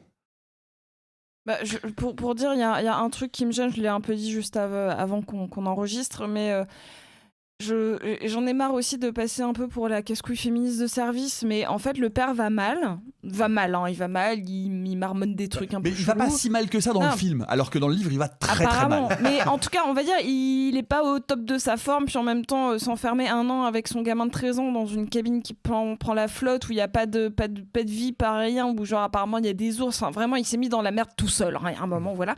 Mais donc il a une situation physique et mentale quand même si on appelle précaire. Mais par contre, ce qui le fait vriller, c'est vraiment que ce mec infidèle et apparemment quand même assez impulsif demande à son ex-compagne, la mère de son fils, de se remettre ensemble via radio. Elle lui dit non de manière très polie et c'est ça le déclencheur. C'est ça où d'un coup la meuf va être le mec va être en mode ah bah les femmes c'est toutes des putes, ah bah du coup le film il va aller plus vite maintenant. Et je suis en mode vraiment, il y avait tellement de choses. Il y avait l'isolement, il y avait un truc presque à la Shining, quoi. Genre vraiment, il y a l'eau qui coule, il y a les réserves qui s'amoindrissent, il y a la communication qui se fait pas avec son fils. Mais pour ça, il faut travailler la folie sur le temps long. Moi, j'ai pas vu le film, mais c'est peut-être ça qui lui manque. Le problème, Sophie, ce que tu décris là, pour revenir au problème de montage et surtout de progressivité du film, c'est-à-dire que d'un seul coup, c'est parce qu'il y a cet événement-là que le père va complètement péter les plombs. C'est ça. Alors que, une fois de plus, pour parler juste du début du livre et puis ensuite on va passer au moment spoiler parce qu'il faut évidemment spoiler pour comprendre à quel point le film est une trahison totale de l'œuvre originelle, c'est que dans le bouquin, dès les premières nuits, le fils qui a 13 ans dort sur un matelas à côté de son père et il entend son père parler dans son sommeil et les paroles que prononce son père dans son sommeil sont des choses qui vous feraient dire « je pars » tout de suite, c'est-à-dire que ça va très mal se passer, et donc c'est une épée de Damoclès, et le livre est construit sur l'épée de Damoclès de la fragilité psychiatrique du père qui va aller de plus en plus loin et devenir de plus en plus incontrôlable. Or là, le film ne raconte pas ça du tout. Il y a même un moment donné, après la chute, où c'est quasiment tout va bien, ça y est, on est réconciliés. Oui, grave. Et on va rigoler dans la neige. Et on passe vraiment, c'est le moment où j'ai commencé à questionner la réalité du film, et on passera après sur la partie spoiler, mais donc pour nos camarades qui n'ont pas vu le film, à un moment, Sir Narlo, il tombe, genre il se prend des arbres, il se casse, il a le bide qui est ouvert, il faut le recoudre, genre il a le crâne qui saigne, et puis grosse chute, quoi. Le fils arrive à le ramener à la force de ses petits bras dans la cabane, sachant que le mec a sans doute la nuque pétée, et il arrive à le transporter comme si bref, il l'agrafe, il lui agrafe le bide parce que les côtes ont transpercé la peau, il a une plaie ouverte. Le lendemain il marche, le lendemain il nettoie assis. Pardon, excusez-moi, je suis désolé, pour moi il y a une ellipse. Pour moi, il se passe au moins 3 semaines. Ce qui est un problème. En fait, c'était ça mon point. C'est-à-dire que le montage fait qu'on a vraiment l'impression que. Ah, ok, tu l'as perçu comme ça ? Non, je l'ai perçu vraiment en mode ok, je vois qu'il y a une ellipse, mais le film a tellement pas marqué son ellipse que j'ai l'impression que c'est le lendemain. Tu vois ce que je veux dire ? Enfin, de toute manière, il y a un flou. Genre, d'un coup, tu le vois mourant, puis d'un coup, hop, oh là là, je nettoie les vitres. On nous dit pas s'il y a eu 2 jours ou 3 semaines ou 6 mois, tu vois. Mais parce que le film est très flou sur la temporalité et c'est là où il y a un...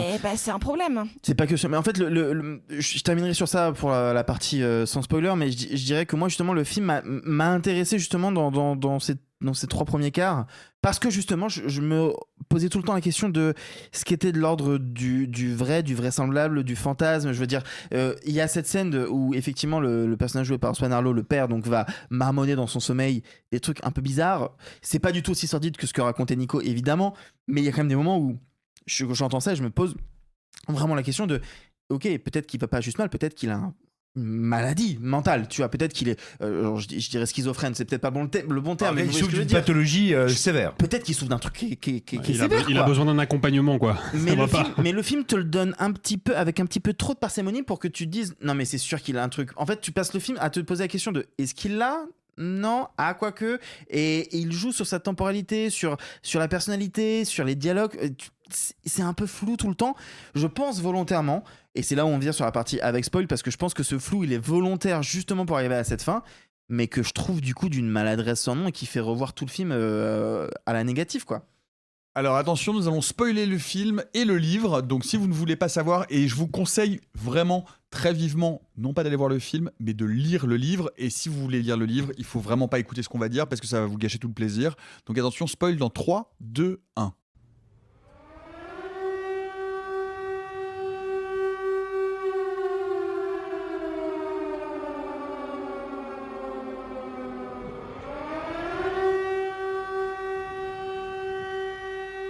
Donc, pour parler du livre, le livre se passe en 2 parties. Et ce qui se passe et ce qui conclut la première partie, c'est qu'à la fin de la première partie, face à la folie de son père, et alors qu'ils sont complètement coupés du monde, qu'ils n'ont plus de radio, que c'est l'hiver, qu'il n'y a pas d'avion qui vient, qui fait des allers-retours, le gamin prend l'arme de son père, la retourne contre lui et se tue. La deuxième partie, qui est totalement évacuée du film, c'est que le père va tenter, en plein hiver, de prendre le corps de son fils et de le ramener à la civilisation. C'est épouvantable, enfin vraiment, c'est d'une noirceur absolue, mais c'est absolument magnifique, c'est bouleversant, et c'est voilà. Le film choisit donc de faire de la mort du fils la conclusion de l'histoire. La pré-conclusion, je dirais. La pré-conclusion. Parce que le film ne se contente pas de trahir à ce niveau-là, c'est-à-dire que de se dire la deuxième partie ne m'intéresse pas, alors que c'est quand même le sujet principal du film. Du livre, pardon. Le film se termine sur des cartons expliquant que c'est l'histoire de David Van, c'est-à-dire que son père lui a proposé d'aller passer l'hiver sur une île, qu'il a refusé, que son père s'est suicidé, donc Sucre Island raconte ce qu'il imagine, ce qu'aurait été sa réaction à lui s'il avait accompagné son père, ce qui est par ailleurs totalement exclu du livre. C'est-à-dire que ça, on ne l'apprend que si on s'intéresse à David Van, c'est pas sur sa fiche Wikipédia. Il a fait le choix de le cacher quand il a écrit le livre. Ouais. Je rajoute une pièce à la machine si tu me permets, Nico, parce que non seulement le suicide du fils c'est la pré-conclusion, mais donc ce qui fait, donc il enterre le cadavre, donc déjà tu te dis partie 2 du bouquin ça n'existe pas, mais moi qui connais pas le livre c'est pas le problème. Le problème c'est que ensuite on a une scène où on revoit la scène du début quand le père propose au fils de faire le voyage, on revoit cet même endroit, parce que tu te poses vraiment la question quand le fils se suicide, puisque c'est vraiment sur lui que le récit est centré, c'est presque lui le narrateur, donc il y a vraiment ce côté... c'est lui que tu suis, c'est lui le narrateur. C'est lui que tu suis, donc moi je vois le film dès le début, je me dis dès le début, tu comprends que le père va se suicider. Et quand d'un seul coup, c'est le fils qui se suicide, tu dis oh, plot twist, je l'avais pas vu venir. Mais du coup, trop bizarre comme choix. Et je comprends pas. Et puis d'un seul coup, t'as une scène qui te montre ce même rendez-vous au diner entre les parents, et où là, la mère, au lieu de lui dire ok, c'est bon, il vient avec toi, elle lui dit en fait, finalement, il veut pas venir. Et donc là, tu dis attends. Mais du coup, tout ce que je viens de voir, c'était le fantasme du fils. C'était un rêve, mais il était un mort. Rêve. C'est Bobby dans Dallas. Et donc déjà, tu es en train de te dire attends, mais toute cette noirceur dégueulasse, qui n'a rien d'équivalent au bouquin, mais qui est quand même un peu palpable.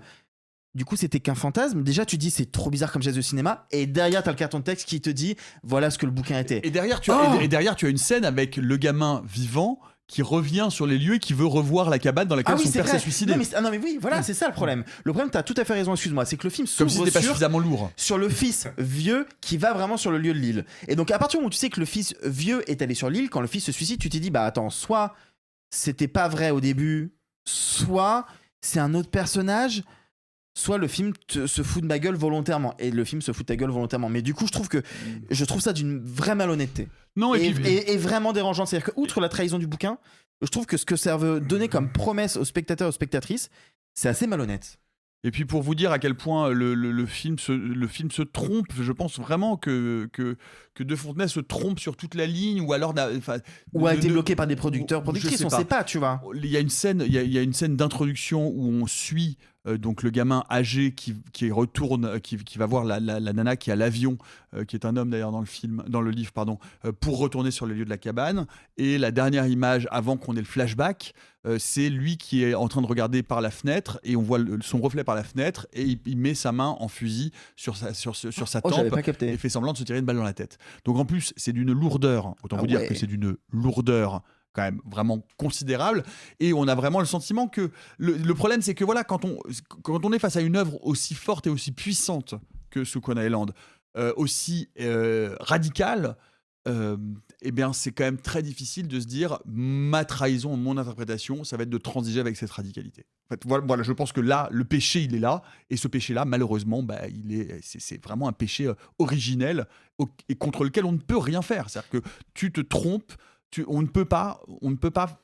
Enfin, c'est une erreur de vouloir déradicaliser une œuvre aussi intensément radicale que la Sukuna. Oui, et où surtout, je me permets de préciser ton propos, mais où la radicalité est indissociable de la finalité de l'œuvre.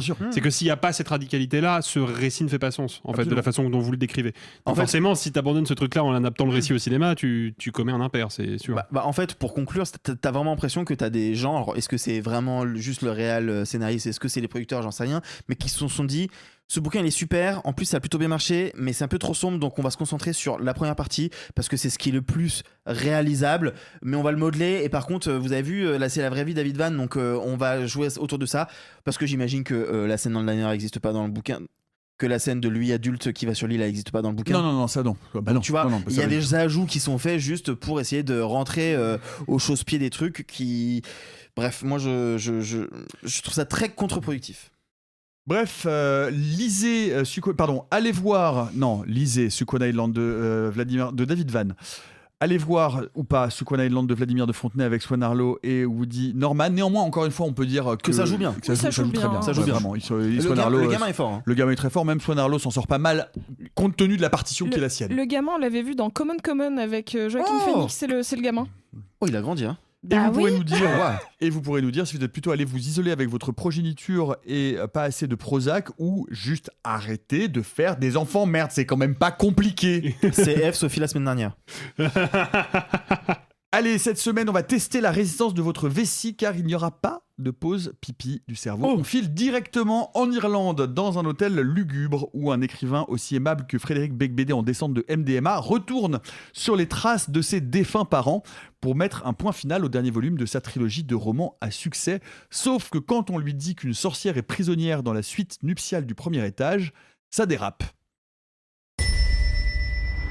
C'est votre première fois en Irlande ? Mes parents y ont passé leur lune de miel. Ils n'ont jamais pu revenir. Pourquoi ? Sachez que par ici, il y a bien des dangers qui vous guettent. Okoum de Damien McCarthy avec Adam Scott et Florence Ordèche. Simon, est-ce que tu as eu les miquettes ? J'ai eu les grosses miquettes, j'ai eu bien peur. Ça fait plaisir, c'est pas si fréquent d'avoir peur au cinéma et d'avoir peur devant un film qui entend nous faire peur, pas devant Le diable s'habille en Die My Love, tu vois. Donc vraiment, non, j'ai eu peur, j'ai vraiment eu peur. J'ai pris beaucoup de plaisir au film.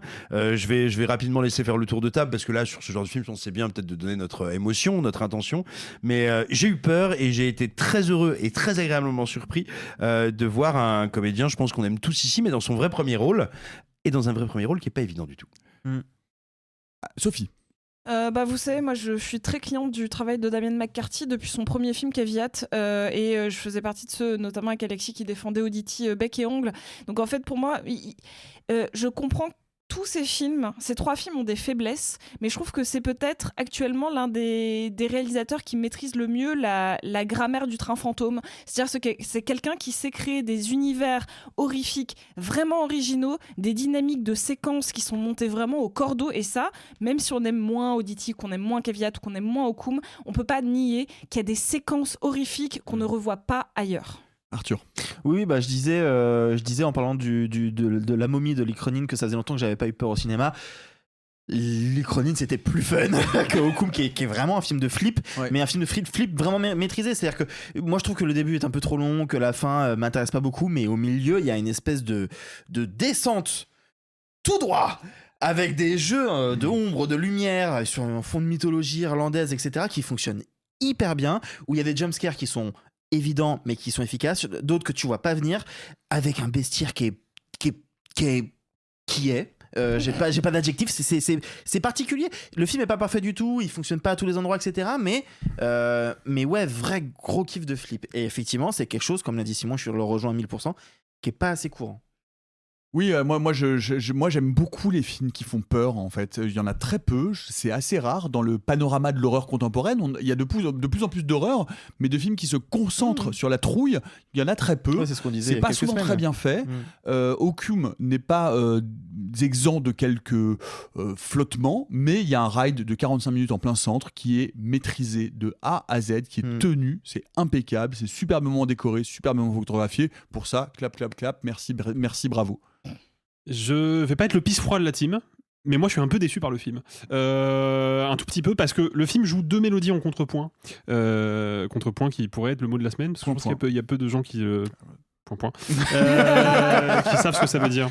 C'est la signature musicale de Jean-Sébastien Bach, ce compositeur allemand insupportable. Qu'est-ce que tu as contre les compositeurs allemands, je peux pas le blairer, lui. Bref, non mais le film joue donc 2 mélodies en contrepoint. D'un côté, un film d'horreur avec des codes de film d'horreur assez classiques, mais qui effectivement tient bien la route, qui est vraiment badant et qui maîtrise ses effets. Et puis, il y a une espèce de thriller psychologico-existentiel où on va plutôt traiter à la fois l'angoisse et la tristesse. Je suis moins convaincu par cette partie-là du film. Je la trouve un peu faiblarde. Mais moi je vais embrayer, je vais rebondir là-dessus. Je pourrais déclarer mon amour, mais je vais laisser cette partie à ma camarade. Je vais te rejoindre là-dessus. Moi, il y a quelque chose qui me déçoit un petit peu dans le film, c'est que j'ai un peu l'impression que Damien McCarthy a cette volonté de cocher toutes les cases. Et donc, on va nous raconter l'histoire. Alors, c'est génial parce que Adam Scott, qui est un super acteur, effectivement, qui a un très bon rôle, qui interprète, génial, il a un rôle d'auteur aigri, méchant, un personnage détestable. Et ça, c'est très agréable. Les personnages détestables, ça change un peu du héros positif, etc.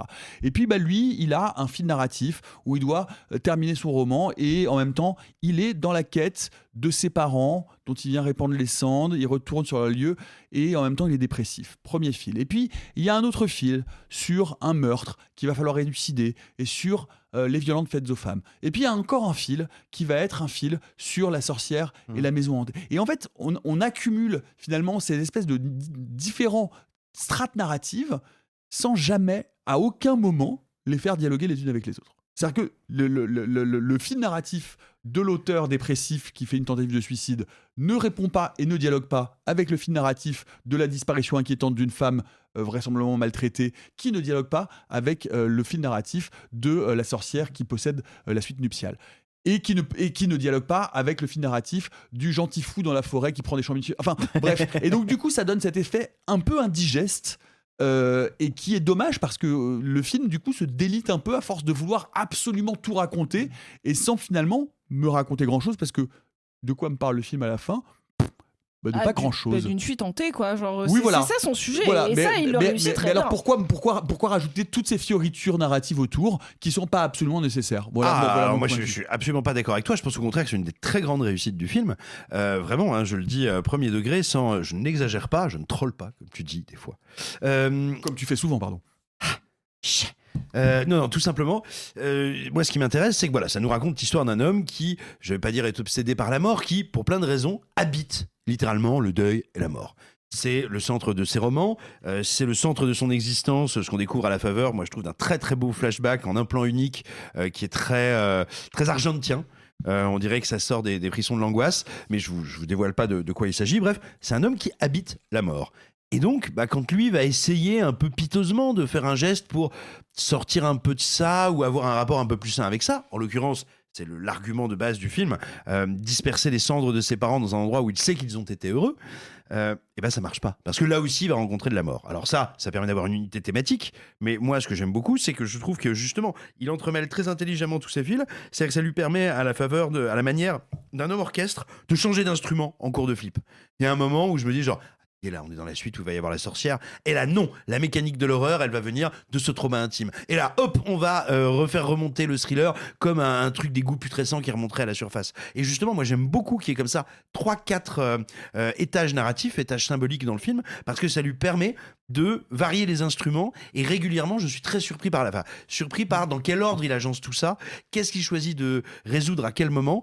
Et ça, moi, ça me plaît. Et je voudrais juste dire un petit truc. Moi, je pense qu'une des réussites du film, mais tu le disais tout à fait, Sophie, je vais pas revenir là-dessus du tout, tu l'as parfaitement dit, il maîtrise parfaitement les mécaniques de l'horreur. Je pense qu'il faut parler aussi de sa collaboration avec son chef-op avec qui il travaille depuis Oddity, parce que moi, il y a un truc qui m'a frappé dans le film, c'est vraiment un film qui est fait pour 27 €. Hein. Et pourtant, il y a plein de moments où j'écarquille les yeux tellement je trouve ça beau, parce qu'il y a une belle direction artistique, mais plus encore, je pense que la photo de Colm Hogan, dont j'ai regardé un peu la carrière et dont j'ai pas trouvé, moi, beaucoup d'autres œuvres qui m'avaient frappé, mais là, vraiment, leur collab, elle est incroyable. Il arrive à créer des textures. C'est-à-dire que tous les objets que je vois, j'ai l'impression que je pourrais les toucher. J'ai l'impression que je peux les sentir. J'ai l'impression que ce vieux bois un peu vermoulu, il ressemble à il me renvoie vers le tel de mes souvenirs. Cette petite horloge en fer forgé, je crois absolument qu'elle est en fer forgé, alors que c'est probablement un truc en pâte, en plastique peint, etc. Je veux dire, il y a un travail de la photo pour rendre ça tangible. Et même si on est dans la mécanique d'un train fantôme, un bon train fantôme, c'est un truc où à un moment, tu oublies que t'es sur les rails et que le gros monsieur qui vient de te toucher les glaouis déguisé en clown de ça, c'est un vieux monsieur. Tu vois, qui doit être dénoncé à la police si t'as touché les glaouis, par ailleurs. Bien sûr, voilà. Non, mais tu vois, il y a un moment où tu dis, ah, mon Dieu, c'est vraiment un monstre, donc c'est pas grave. Mais ce que je veux dire, c'est que voilà, le film arrive à faire ça. Et il arrive à faire ça, je pense, beaucoup grâce à sa photo qui est remarquable. Sophie. Justement, je suis d'accord avec Simon sur les lignes narratives. Je les trouve pas toutes aussi réussies et fines que ce train fantôme central. Cependant, en fait, je pense qu'il a une démarche un peu, et c'est le cas de ces 3 films, à la Edgar Allan Poe. C'est-à-dire que c'est un personnage avec un lourd passé qui le hante, qui vient se manifester dans un lieu. Et à chaque fois, genre, dans Caveat, on avait cette espèce de petite maison sur l'île avec un procédé, encore une fois, très à la Edgar Allan Poe, en mode tu seras attaché à la cheville et tu ne peux pas aller en bas. Ce qui a un petit côté un peu Stephen King aussi, dont il va se détacher dans les 2 d'après. Dans Caveat, il y a cette maison et cet objet hanté. Et ici, on a cette suite avec cette sorcière. Et moi, je trouve qu'à la fois, il travaille le folklore, il va flirter avec aussi, du coup, la folk horror et le thriller. Et donc, je trouve que la mayonnaise prend pas tout le temps. Mais par contre, je trouve ça audacieux. En réalité, pour répondre à ce que tu disais, Nicolas, s'il y avait que le train fantôme, ce serait un super objet, mais ce serait très creux. Non, mais moi, je regrette pas. Moi, ce que je regrette, c'est que toutes ces lignes narratives ne dialoguent pas ensemble. Mais voilà.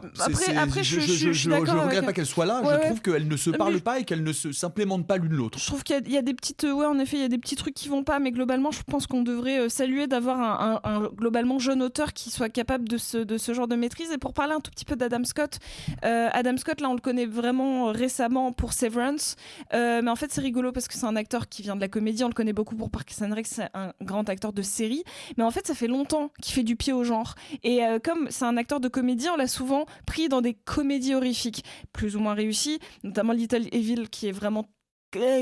Mais par contre, moi j'ai adoré qu'il ait une vraie proposition horrifique dans Krampus, qui est un film que j'adore, et il joue aussi dans Piranha 3D. En fait, c'est un mec qui a tout le temps alterné entre horreur et comédie, parce que souvent les acteurs de comédie jouent très bien dans l'horreur, parce qu'en fait on demande des réactions et des mimiques qui vont très bien aux acteurs comiques, et inversement, les acteurs de films d'horreur parfois donnent des prestations de films humoristiques qui sont vraiment très chouettes, et moi je suis heureuse de le voir là dans un film d'horreur vraiment purement dramatique, et ça c'est en effet une partition qu'on lui connaissait pas, donc big up à lui. Et puis d'habitude il est dans des rôles dans les films choraux, c'est pas évident de passer d'un rôle très marqué, éventuellement très réussi, à être le centre dramatique. Il y a que Severance où il était vraiment au centre, quoi. Oui, et encore il y a pas mal de rôles secondaires marquants dans Severance. Moi j'aimerais juste rajouter une petite pièce aussi dans la machine.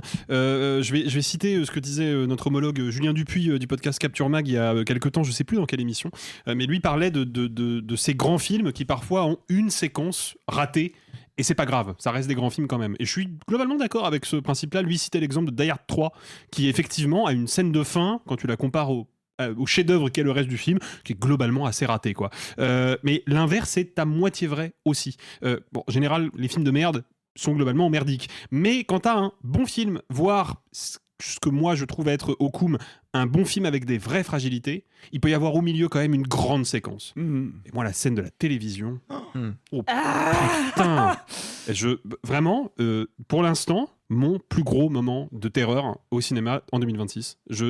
Cette scène-là m'a glacé le sang. J'avais l'impression d'être dans un cauchemar d'enfant. Et ça fait très longtemps que ça m'est pas arrivé. Et d'ailleurs, ça me rappelle quand même un autre artisan du cinéma d'horreur qui réussit quand même l'exploit d'être à la fois un créateur de forme souvent assez intéressant et un scénariste nul, qui est Osgood Perkins. Moi, tu vois, je pense que Long Legs est un film hyper fragile. La scène d'ouverture de Long Legs, c'est terrifiant. Tout à fait. Mais terrifiant. Et je pense que Damien McCarthy, c'est Osgood Perkins avec un petit background quand même sur l'écriture de scénario. Un peu plus carré. Voilà, il est un petit peu plus carré dans sa dramaturgie, du coup ça passe tout de suite beaucoup mieux. Mais ouais, moi je suis globalement quand même emballé par le film et surtout je suis curieux de voir la suite. Moi aussi je suis curieux de voir la suite, mais c'est intéressant parce que je sais qu'on n'est pas d'accord autour de cette table. Je crois que je préfère Oddity quand même malgré tout. Ah moi aussi. Moi aussi. Moi aussi. Non, pas du tout. Pour la radicalité et la maîtrise du film, Oddity me semble au-dessus. Parce que je trouve qu'effectivement il y a du danger à faire comme ça, une espèce de film construit de la sorte. Je suis plutôt Tim Simon sur l'interprétation de l'intercroisement des couches, même si je rejoins un petit peu Nico sur une couche qui est pour moi vraiment surappuyée, c'est le côté lui auteur seul face à son texte. C'est vraiment lourdingue, la manière dont ça s'ouvre, la manière dont ça se ferme. Et moi, personnellement, j'ai du mal. Mais ça, on pourrait pas savoir quel métier il fait. En fait, on s'en fout. La symbolique autour du rond, elle est lourdingue. Moi, j'ai du mal avec les personnages qui sont méchants, mais à la fin, ils sont un peu moins méchants. CF, son rapport au script du gars qui vient lui parler dans l'hôtel entre le début et la fin. Bref, ça, c'est un truc qui me saoule. Il a grandi. C'est un arc narratif classique.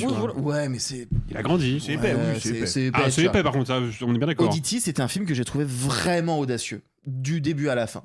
Là, il y a des petites faiblesses qui font que je tire le bas, mais par contre, je ne peux qu'encourager les gens d'aller le voir parce que tu parles de la scène de la télévision. Il y a aussi la scène comment on pourrait dire ça, de l'ascenseur, du mont de charge, de la montée du mont de charge. Et sachez que c'est le mec qui a la plus grosse obsession sur les lapins. Ah ouais, non mais ça les lapins, il faut. Ça fait 3 films qui font un lapin. Oui, John Woo il a foutu des colombes partout et c'est très bien. Continue de mettre des lapins. Vraiment quand même la colonne vertébrale de son film, c'est la Panos. Qu'est-ce donc une sorcière édentée. Ah oui, effectivement. Alors, qui va édenter par ailleurs. Tu commences à aller loin dans les profonds du dictionnaire. Il faut que j'en trouve toutes les semaines. Hein. Et si je peux j'ai pas dit de mots sur la sorcière. Je trouve ça assez intéressant parce que c'est une figure qui évolue beaucoup actuellement. On l'a beaucoup réhabilité comme puissance féminine majeure, mais j'aime bien aussi. C'est pas inintéressant de le remettre juste comme objet de flip. Ça ramène au conte de Grimm notamment, genre avoir juste cette entité maléfique. Je trouve ça assez cool. Je suis entièrement d'accord avec ça toi. fait du bien un peu. Totalement premier degré, oui. Ouais, de ouf. Eh bien, dans cette glorieuse semaine de cinéma, comme vous avez pu l'entendre, un phare dans la nuit. Ne vous privez pas d'aller voir Okum de Damien McCarthy avec Adam Scott et Florence Ordèche, et vous pourrez nous dire si vous êtes plutôt vous suicider dans un hôtel hanté par une sorcière dans une suite nuptiale ou avoir la mère d'Okum. J'aime bien. Enfin non, j'aime pas, mais d'avoir la mère d'Okum ? Non. C'était très bien, c'était parfait, c'était très bien. Alors très bien. Il en reste un peu plus, est-ce qu'on vous le laisse ? Arthur, t'en as un peu. Alors, j'en ai. Oh putain, l'enfer. Je voulais vous parler au départ d'un jeu vidéo, mais en fait, quand j'ai commencé à y jouer hier, j'ai compris. Non, je vous en parlerai après Cannes parce qu'il faut que je me fasse une semaine de vacances pour le poncer. C'est Saros, qui est le nouveau jeu de. Ah là là, ça a l'air tellement dingue. C'est exceptionnel. Enfin, moi qui avais adoré Returnal, c'est vraiment. Tu dors des fois, toi, ou comment ça se passe ? On en parlera plus tard. Mais par contre, non, je voulais vous parler. Je vous ai déjà parlé de l'édition de l'éditeur Marest quand je vous avais cité le bouquin de Frédéric Mercier, notamment sur Soderbergh. Là, il se trouve qu'il y a Nicolas Moreno, que l'on connaît bien de chez Tsunami et qu'on embrasse, qui a écrit ce qui est à l'heure actuelle le seul bouquin sur les frères Safdie, puisque c'est New York, les Safdie, Uncut James, qui est un objet d'étude assez intéressant parce qu'il a une manière d'aborder, moi qui lis pas mal d'essais sur le cinéma en ce moment, une manière d'aborder l'analyse très différente de ce que j'ai pu lire jusque-là, qui est en même temps très personnelle et en même temps où il va mêler architecture, histoire de l'art, où il va citer des choses très précises et en même temps il va vraiment questionner la figure de Howard, ce fameux personnage joué par Adam Sandler dans Uncut Gems. Bref, et en creux parler du rapport entre New York, les Safdie, etc. Bref, c'est un essai vraiment à part et très bien écrit que je ne peux que vous encourager. Donc New York, les Safdie, Uncut Gems de Nicolas Moreno aux éditions Marest. Est-ce qu'on peut un jour crever l'abcès sur l'équipe de Toonami et dire qu'ils sont à la fois intelligents et gentils et que c'est vraiment le combo le plus agaçant? C'est d'autant plus agaçant que c'est une équipe qui ne vit pas bien des revenus de Toonami. C'est le moins que l'on puisse dire. Et du coup, précaire. Bien fait, il n'y avait qu'à pas être gentil et intelligent. Voilà. Non, mais il faut un boulot de dingue. Monstrueux. Ouais. Voilà. J'ai un truc. Sophie. À votre avis? Une série, je pense. Yes, une série. Et je pense qu'après 6 mois, un bouquin, mais je me plante peut-être. Non, c'est en cours de lecture. Moi, c'est en cours de visionnage, mais j'avoue que j'ai un coup de cœur énorme et puis elle est en cours de diffusion, mais de toute manière foncez sur les premiers épisodes. C'est Margot a des problèmes d'argent.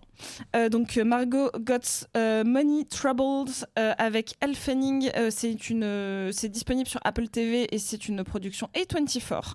Donc il y a de l'oseille. Donc il y a de l'oseille et c'est produit notamment par le producteur de Big Little Lies et le créateur d'Ally McBeal. Ça fait Big Little Lies dans lequel Adam Scott. Oui, tout à fait. Oui, bien sûr. Non, mais il a une filmographie, ce mec. Mais en gros, j'avais hyper peur du premier épisode parce que ça avait l'air d'un chouïa réac et en fait, c'est fou. Le pitch, c'est une jeune étudiante qui se fait globalement mettre enceinte par son prof de lettres avec qui elle a une liaison et il est marié avec 2 enfants. Et parce que notamment il la pousse un peu à avorter, elle décide de garder le gamin. Il faut savoir que Elle Fanning, sa mère c'est Michelle Pfeiffer et son père c'est Ron Swanson, donc Nick Offerman.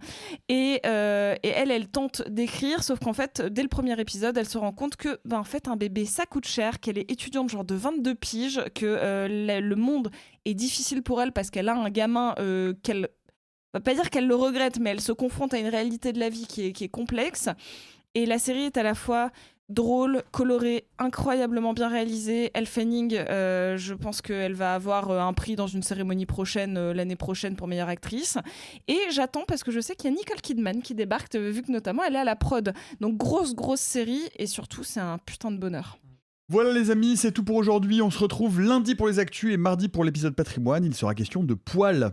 Bye les amis et gloire à Satan pour le coup. Oh, c'est pas humain, les salauds, ils m'ont épuisé.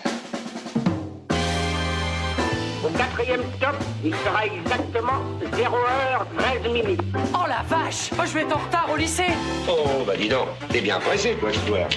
Ceux qui sont encore vivants, profitez-en pour le rester, allez-vous-en! Arrivederci! E buon viaggio! Messieurs, il n'est de bonne société qui ne se quitte.